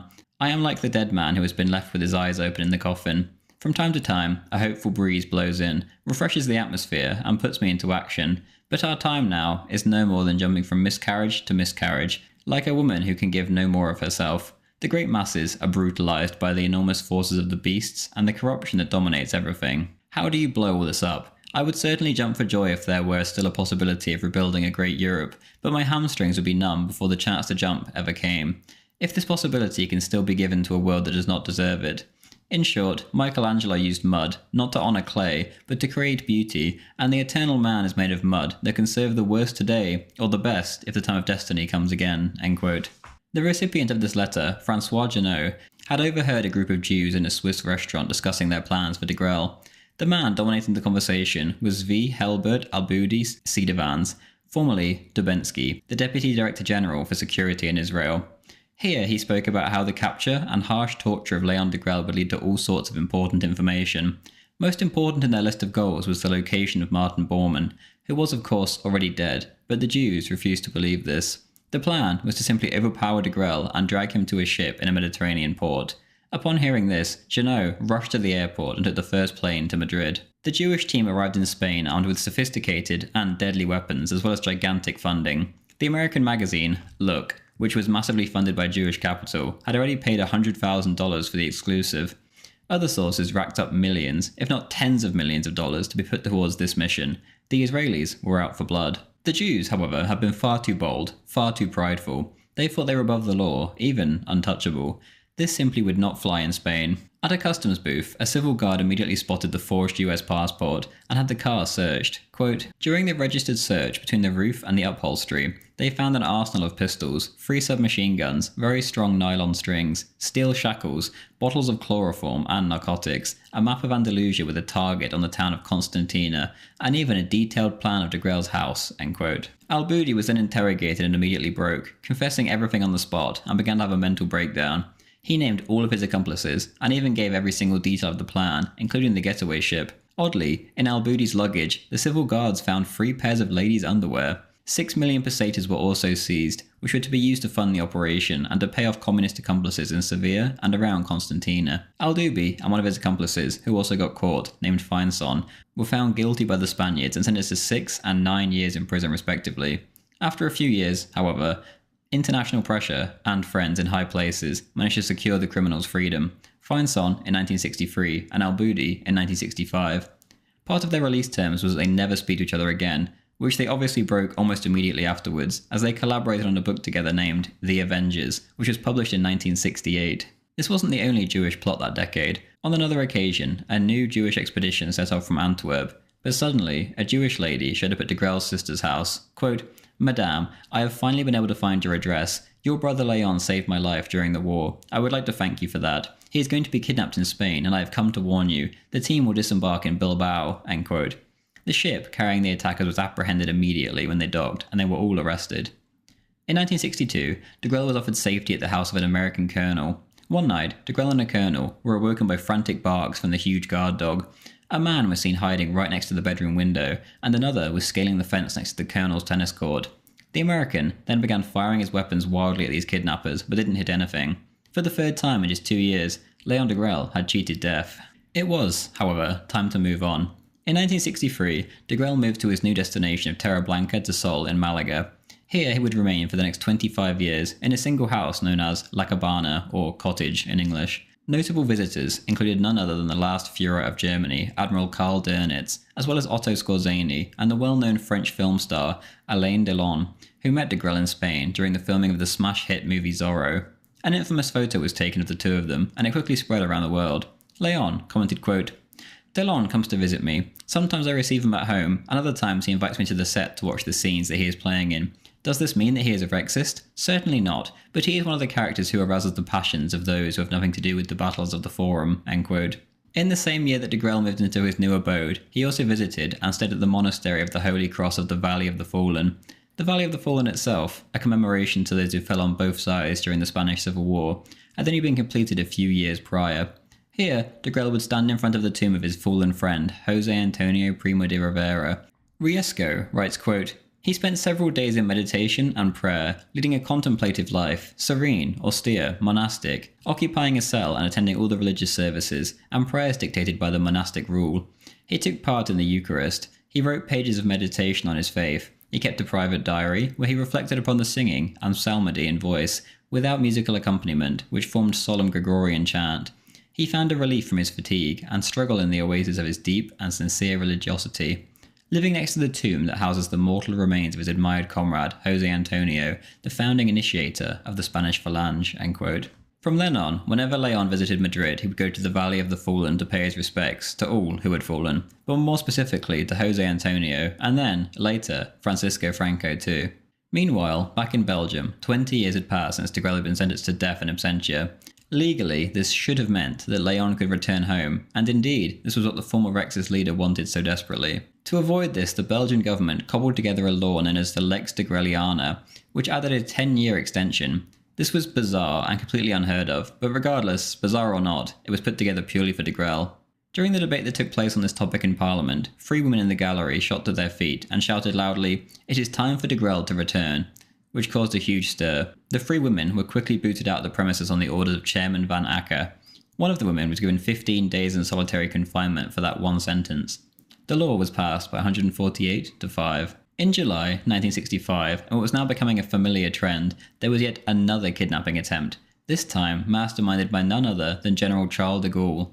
De Gaulle detested Minister Spaak of Belgium. The two disagreed totally on their future vision of Europe, and de Gaulle knew full well how much information Degrelle had on the man. He thought that by dragging Degrelle before a fair court, like Degrelle had been begging for, he could get the former Rexist leader to sing like a canary about his enemy, Spaak. When in Madrid, Degrelle stayed at an extremely discreet apartment, yet someone, one of the few who knew, betrayed Degrelle's whereabouts in Judas fashion for his 2,000 pesetas. The plan was ready for late July. Degrelle, however, felt something gnawing at him. He felt uneasy, like death was just around the corner. For this reason, he decided to change the flight to Barcelona to a closer date. The kidnappers turned up at his door less than half an hour after his departure. In this way, Leon Degrelle, once again, cheated death. Later on, when asked about how he always seemed to escape the endless kidnapping attempts, he said, quote, "For very simple reasons. Firstly, because I am lucky, always protected by a special baraka. Secondly, to kidnap me, they have to resolutely risk their necks. I was not an easy man to catch. I got my training during 75 close combat engagements on the Eastern Front. The kidnappers, even knowing that, always acted within the shelter of protective operations that were too complicated. It was evident that they did not want to die in their attempt. In the end, those gangsters, in the service of certain low-level politicians, and even the naive Lovenfoss, wanted nothing more than my blood. Lacking a great ideal, they did not know how or want to risk anything of themselves, and so they failed outright. I could always face them because I have what they do not have, faith in a cause. I sympathise with those whose lives are only shadows without light. I prefer to be on top and not on swampy ground." End quote. In January 1970, Degrelle was interviewed by ABC. The interviewer asked Degrelle how he spends his days, to which Leon responded, quote, "I get up very early, at about 6 a.m, and I immediately write. Then I attend to my business, and soon I am back to reading. I read at least 1 book a day, and publishing my work. From time to time, I talk with friends. I like to be open to the opinions of others. In the evening, I read until quite late. I despise the need to sleep. It is a humiliation, and I do not usually grant this requirement any more than 3 hours a day." End quote. Degrelle was drawing far too much attention to himself. Spain was desperately trying to get into the European community. Belgium, once again, used Degrelle's extradition as a bargaining chip, and he certainly wasn't helping himself, as he seemed to be doing interview after interview, many of which were incredibly provocative. The Spanish government was far from the one that was there when Degrelle arrived too. He was even summoned by the government so that they could formally request that he leave Spanish soil within 48 hours, yet Degrelle simply did not turn up to the appointment, and he went underground, especially in February of 1970. A year later, he still had to be on his guard. Degrelle wrote to a friend named Blas Pinar in April 1971, quote, Dear Don Blas, this is your friend Leon. My situation remains difficult, with diabolical rage they continue to pursue me, despite my absolute silence. We know from an indisputable source that only in the course of last week, the Belgian embassy in Madrid sent 3 encrypted teletexts about me, proof that they're preparing something again. See you soon, dear Don Blas, with brotherly embrace." End quote. Seemingly, he was somehow able to worm his way out of this latest crisis, and in 1973 he was back to appearing in controversial interviews. That year he was interviewed by Dutch TV station Avro. Only 20 minutes of the hour and a half recorded was actually broadcast, however. People in Belgium were able to tune in, and once again Degrelle was drawing up a crisis for himself. Leon openly stated that fascism was good, that he himself wanted to begin to struggle to achieve a fascist Europe, and he defended the ideal of a greater or united Europe. He said that he had no regrets and was proud of everything he did, especially what he called his personal friendship with the Führer. Immediately after the interview aired, the Belgian government asked the Spanish authorities to prohibit Degrelle from speaking about politics. Seemingly, they weren't so keen on his deportation at that time for some reason. His German comrades clearly felt the same way as Degrelle about their wartime exploits. He received a letter in April 1973 from a former surgeon in the Viking Division, which always tended to work closely in tandem with the Walloons. Quote, "Dear Comrade Degrelle, it is a curious thing that leads me to write this letter to you. 3 weeks ago I gave a lecture in Munich before an audience with very diverse political opinions, which dealt with camaraderie and my memories of the war. I spoke, among other things, about the experiences we shared together during the siege of Cherkasy. I was then the Viking Division surgeon, and the hospital was installed in the Korsum school. This is why I've kept a very vivid and accurate memory of the visits you made to the wounded, always accompanied by your driver. These boys were sometimes so seriously injured that they could not even bear being talked to, but when you arrived, those heavily wounded, sleepy and feverish soldiers would suddenly wake up and sit up in their beds, yelling jubilantly and full of joy, 'My commander, my chief.' At that time we had dinner together on several occasions. On one occasion I asked you, considering the impact of our desperate situation, why you did not exert political activity in your country, and why you remained at our side despite the desperate situation we were already in at that time. You answered me, 'We are now at war and I will not return to politics again until this crusade ends.' I remember it like it was yesterday. Shortly before the siege broke, the Führer's order had been received in which he expressed his desire to get you out of the infernal siege by putting a plane at your disposal, as he needed you for other political tasks. You refused the tempting proposal, saying, 'I will stay with my men through the good and the bad.' Indeed, you led your men heroically, breaking through the enemy siege after the death of the commander-in-chief of the besieged forces. This is camaraderie. That was the general theme of the lecture I gave. I have just read in the Weekly Der Spiegel a detailed article on what happened to you afterward, plus it includes your Madrid address. For my part, it only remains for me to tell you that I am a surgeon, and I have a very comfortable economic situation. I would very much like to hear from you, and I affirm my absolute fidelity, just as before. Yours sincerely, J.K." End quote. December 1974, legally, should have been the bounds of the statute of limitations when it came to Degrelle. This was the 20 years, plus the strange 10-year extension. Now, however, 2 months before the expiration, in October, he was banned by the Belgian government on grounds of public order. Degrelle's entry to his own country, quote, "may be denied by order of the Minister of Justice when the presence of a foreigner in Belgium is considered to be liable to compromise public tranquility, public order, or the security of the country." End quote. The Belgian government themselves had stripped Degrelle of his Belgian nationality in 1945. Now he wasn't allowed in because he was classed as a foreigner. A further 10-year extension was also looked at, but a legal commission ruled that the procedure was absolutely illegal, as well as a denial of human rights. All this for a man who was pushing 70. Regardless, he was alive. He wrote in a letter to his daughter, quote, "Yet I, well healed by the sun, happy to be alive, full of good humour, standing next to the tombs of my grave diggers, will I pass by one day on my way back? That is possible. It would be fine, but I am not sure. Why will it really be necessary to die? I have no envy for them. I am full of dynamism. Life is a charm. To be alive, to see the sky bursting with the gold of dawn, alive, to take in big deep breaths of air, to live, to feel the brain turning everything on, creating original, beautiful, great things, to live, to be one of the human stars that God has cast of the most diverse soils through space. It is a spell to live. It is a conquest, a joy every second, like missing a minute of this party, letting it stop a minute too soon." End quote. On the 20th of November, 1975, Francisco Franco, the man Leon had to thank for being alive at that point, passed away. Degrelle knew just how much he owed to the Generalissimo, and fittingly he wrote a 64-page essay titled Homage to the Great Man of Spain, Franco, which was published as an independent book the next year. On the 20th of May 1979, Leon sent a letter to Pope John Paul II concerning what was then beginning to be called the Holocaust. The letter was indeed officially received and read by His Holiness. The letter was so long that it was even published in book or rather pamphlet form under the title Letter to the Pope, and its publication was quickly extinguished in Belgium. Essentially, the letter was Degrelle claiming that the events that the Pope believed to have taken place did not in fact take place. The letter was because Pope John Paul II had visited Auschwitz. Firstly, he appealed to his Catholic faith. Quote, "I am a Catholic like you, and I believe by this fact that I am authorized to write to you as a brother in the faith." End quote. He then appealed to the Church's historically tedious process of making sure information was absolutely 100% correct.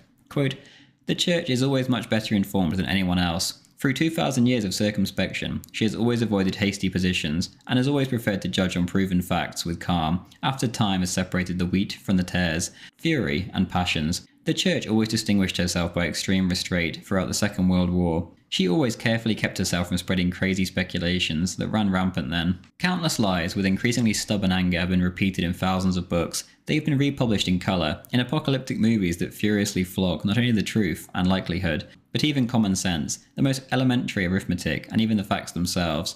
You, Most Holy Father, were said to have been part of the resistance throughout the Second World War, taking physical risks involved in a fight contrary to international law. Certain people report that you were hospitalised in Auschwitz. Like so many others, you left there, for you are currently the Pope. A Pope who, with all evidence, does not at all smell like the famous Zyklon B gas. Your Holiness, who has lived in these places, should know better than anyone that this massive gassing of millions of people was never a reality." End quote. And so it went on, page after page, in often autistic detail, discussing the size of the rooms, the type of doors, crematorium capabilities, typhus, Allied bombing of camp supplies, and such topics that usually feature prominently when one denies the Holocaust. The letter had a very sarcastic, passive-aggressive, and even outright rude tone, surprising for someone like Degrelle, who claimed to be so Catholic. Safe to say, the Pope did not reply. In February 1980, whilst Degrelle was present, the Spanish authorities bashed down his apartment door in Madrid, took his art that was inside, and seized the apartment. It was never returned. This was the new Spain, no longer Franco's Spain. The following year, Degrelle was back to his controversial interviews. He did an interview with History magazine which was titled "Why I Believed in Hitler." The interviewer, Jean Capelle, asked Leon, quote, "You are the leader of a Belgian nationalist movement that claim to be Catholic. Is there no contradiction with your alignment on the side of Hitler's armies?" End quote. Degrelle responded, quote, "People have lied about Hitler in this regard. He was intensely devout and frequently invoked the name of God. His beliefs were Christian, and even in his childhood he was part of the choir in his parish church. It is true that some National Socialist leaders were hostile to the church, like Bormann and Himmler, not to mention Rosenberg, but their influence on Hitler in this regard was negligible. He did not take Himmler's interest in ancient Germanic religions very seriously, and his policy was very favourable to the Catholic Church, even when opponents of the regime emerged from the church. On one occasion I met him one morning when I was on my way to receive communion, and when I told him my intention, he was not surprised, telling me that his mother, had she been alive, would have joined me. He was very discreet in this regard, but had a true devotion to his mother's memory, and what Kubizek has stated in his memoirs is very revealing. To me, my religion did not seem to be at all in contradiction to my siding with the principles and ideas promoted by Hitler. He understood very well, to the extent that one day he told me, 'If I had a son, I would have liked him to be like you.'" End quote. The following year, Degrelle and the US-based Institute for Historical Review recorded their famous and still much-watched documentary on the Waffen-SS. Degrelle began his monologue by making the point he wanted to stress clear, quote, "In a certain sense it was surprising that this organisation, which was both political and military, and which during the Second World War brought together more than 1 million volunteer combatants, continues to be officially ignored. A very likely answer is the fact that the most salient feature of the Waffen-SS was its composition, made up of volunteers from about 30 countries." End quote. The documentary was typically Degrelle. The SS was portrayed as some kind of Europe builders, in which the diverse peoples of Europe all banded together for a united version of a united Europe in the future. Degrelle himself, of course, had not even wanted this at the time, and he dreamt of his Burgundy vision. The almost 200,000 Latvian and Estonian troops, whether they were conscripts or volunteers, almost to a man, would not have wanted such a vision. It certainly was not as simple as Degrelle was making it out. Regardless, he went over the full history of the SS, albeit in a very biased Degrelle type of way. As a Catholic, Degrelle was unable to divorce, and so, instead, he waited, at least to get remarried that is. Almost as soon as his wife was in the ground, however, he remarried. In January 1948, Marie Paul passed away, and then just a few months later, Degrelle was getting married to Joanna Breve, the niece of Joseph Donat, the commander of the Vichy milice. Both Léon and Marie Paul, as you may remember, had cheated on each other frequently, and so it would be quite a stretch to imagine that either of them had simply waited all these years in chastity during their separation. Joanna's name also would not come up once in any of my sources on the time period before their wedding, strangely enough. In 1986, Leon was sued by Violetta Friedman for denying the Holocaust, and he chose to hold his own. A journalist summarized the results of the trial, in which the names of David Irving and Ernst Zundel were brought up. Quote, in mid-July 1968, a trial was held in Madrid in which the Venezuelan Jew, Violetta Friedman, accused Leon Degrelle, a Spanish citizen, of having doubted the deaths of Jews in gas chambers. The judge handed down a ruling in favor of Leon Degrelle, in which he expressed the argument that, as a citizen, Degrelle enjoyed the right to freedom of expression and his own judgment. End quote. Throughout this entire last period of Degrelle's life, too, he was endlessly harassed by the ADL and the Simon Wiesenthal Center. The latter constantly made up stories about Degrelle and accused him of being guilty of war crimes. When a journalist went to every individual nation and asked them if Leon Degrelle was wanted for war crimes, all of them, including Belgium, said no. The Wiesenthal Center even put money on Degrelle's head so that he could be arrested and dragged before a court. Degrelle, however, was resigned to his fate by now. He dared them to try, and no one took up the center's offer of blood money. The endless harassment campaign was extremely annoying, however, regardless. Soon enough, Violetta Friedman launched an appeal and called upon left-wingers, Jews, and anyone else on her side of the political spectrum to descend on Madrid for the trial to cause a big scene at the proceedings. This completely backfired, however, as a counter-protest organically sprung up amongst the Spanish youth, who staunchly defended Degrelle and outnumbered the protesters. The court ruled in favour of Leon Degrelle. An international press campaign broke out, calling Friedman a, quote, victim of anti-Semitism, end quote. But by now, no one cared. Degrelle had achieved total victory. As the years passed, Degrelle began to slow down, at least in public. Behind the scenes, he continued to work feverishly. His magnum opus was supposed to be a great history of the 20th century that would span several extremely thick volumes. There was to be Volume 1, Sarajevo's Trap. Volume 2, The Pseudo-War of Law, 1914 to 1918. The third was The Cheaters of Versailles. Next was to be Democratic Hitler, followed by Hitler, Unifier of Germans, and then Hitler, Builder of the Great Reich. Then, for the last three, there was to be Hitler, Trap at Danzig, Hitler and the Waffen-SS, and then Hitler, Military Genius. If this all sounds rather biased by the title, that's because it was. Publishing house after publishing house, even right-leaning ones, found it impossible to publish such works. In the end, this task proved too much anyway. Degrelle would never finish it. He was already in his 80s. On the occasion of what would have been Adolf Hitler's 100th birthday, on the 20th of April, 1989, Degrelle wrote an article in a fanatically pro-Nazi magazine. Quote, it has become increasingly clear that the 20th century will be marked by the work that Adolf Hitler has carried out. The greatest political events of our time, the most prodigious military confrontations in our history, bear his signature and have been stamped with his seal, not only for our time, but for eternity. After the disappearance of the ideal of which he was a bearer, the world changed its skin, and above all, its soul. The unconditional idealist was succeeded by simple and foolish materialism. Any fool can become a vibrating fanatic of motorization, a slave disciple of consumerist civilization. The frayed pants of young Europeans or Americans, and even Japanese, are marked with the labels of the Levi-style Jewish tailors. They no longer appreciate the rebirth of spring in the tree leaves and in the fields 100 meters from their homes, but they travel the world without understanding much, with high-tech cameras. The cities have been transformed into huge prisons, with tight housing like cigarette packs. Evenings are nothing more than endless sessions of television applause, featuring annoying jerks or vicious, stupid vampires, showing their breasts like grapefruits, or scandalous epileptics gesticulating in the crossfire of dazzling, multicolored spotlights, decline, decay, baseness. All this because a tremendous genius, who had created a new man, secure and strong, was defeated, slandered, and thrown into the trash as if he was some old and repulsive thing. Here, however, the human being from half a century ago is the same today. He has eyes and ears, but he had one thing that no longer exists today, and which is the only thing that counts: faith.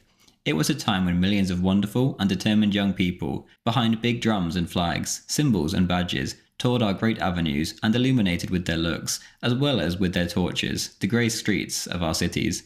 From the depths of nowhere, Hitler raised millions of waves of these young bearers of enthusiasm. They believed. Their songs proclaimed their faith in life. Hitler, a firm and sure soul, made this miracle possible, the greatest of miracles, to make man, who is nothing more than clay to be moulded, as on the first day of creation, a being vivified by spirit." End quote. On the 12th of June, 1989, Degrelle was finally reunited with his comrades. Together, they staged a grand reunion in the Balearic Islands. In attendance were not only his Walloons, but also plenty of his Flemish counterparts. Degrelle wrote afterwards, quote, One more year gone by, yet a year that has been marked for me by an event of the most noble meaning. Indeed, on June the 12th, 1989, after 44 years of separation, I had the overwhelming joy and the Baleares of seeing, for a few hours, a charter plane filled with my comrades, my very dear veteran comrades of the Eastern Front. I will never be alone again, near my birthday, in my distant exile. In the bright moment of their prime, while these magnificent boys lined up at my side on the Eastern Front to participate in the crusade against murderous communism, Anglo-Saxon hyper-capitalists would, from 1941 to 1945, become powerful and imbecilic allies of these same communists. They handed over half of Europe to slavery under the monstrous USSR, which we had tried at that time to defeat. The communists massacred, for more than 70 years, millions of victims, and plunged the economies of 20 nations into total bankruptcy. Now, finally, they began to realize that we were right, that we sacrificed our youth and offered our blood to save Europe from that plague. With Hitler, with Mussolini, with the 600,000 European volunteers of the Eastern Front, we had a gap, but it was 50 years before the dupes would open their eyes, remaining deceived by the Churchills and the Roosevelts. Looking at each of you, looking into your eyes, I find my old brothers. I see again, always shining in each of your eyes, the great ideal that has filled your lives with honour. It was worth it. History is proving you right. Be faithful to your heroic life. Faced with the blind of yesterday and today, be happy that you have consistently accomplished your goal without failure. Hail, my faithful Burgundians. I embrace you all. Leon Degrelle. End quote. Things were coming to an end. He wrote to himself in January 1993, quote, "Behold, 60 years ago, I was then in full action. I have seen fit to gather the first issues of the publications that marked my youth. I looked at them now with emotion. I am reminded that, from the beginning of my career, my life has been an impulse of faith, an explosion of my ideal. I have lived no more than to create greatness, to give the multitudes the means to become ennobled and to overcome. At the end of my life, I have nothing to regret. The same convictions still burn within me. If I were 20 years old again, I would take the same road, however hard it has been. Even if coping with it were 1,000 times more painful, I would climb again the rough ascents to the summits. Believe, fight, conquer or die. That was my life." End quote. The past tense was quite the right one to use. Time was running out. In February of the following year, Degrelle, sensing the end was right around the corner, wrote a farewell message to his comrades. Quote, "My dear ones, my dear comrades, confined in the depths of my exile, I have never been closer to you than on this 50th anniversary of Shikasi. Those days, by dint of courage, renunciation and sacrifice, you delivered the last great victory in the East to the armies of New Europe. Remember with pride, in today's rotten world, only the virtues of heroes still shine. Tomorrow, it will be they, and the heroes now who will be gathered in glory. You are great, and only this counts in life. To you, my dear comrades, with the last beats of my heart, I kiss you. Leon Degrelle, February 18th, 1994." End quote. A week later, he wrote his will while sat facing the Mediterranean Sea. On the 10th of March, 1994, Leon was admitted to the local hospital in Malaga as he was suffering from heart failure. Later that month, on the 31st, at 11:10 p.m, Leon Degrelle gave his soul to God's judgment. A long life of exile would come to an end. Leon Degrelle, the last great name of the Second World War, was dead at the age of 87. Thank you very much for watching. I hope you enjoyed this video, and please do leave a like if you made it this far. If you'd like to support the channel, then feel free to click one of the links in the description to support me on Patreon, Subscribestar, or as a YouTube member. Even the $2 tier helps immensely. Thank you.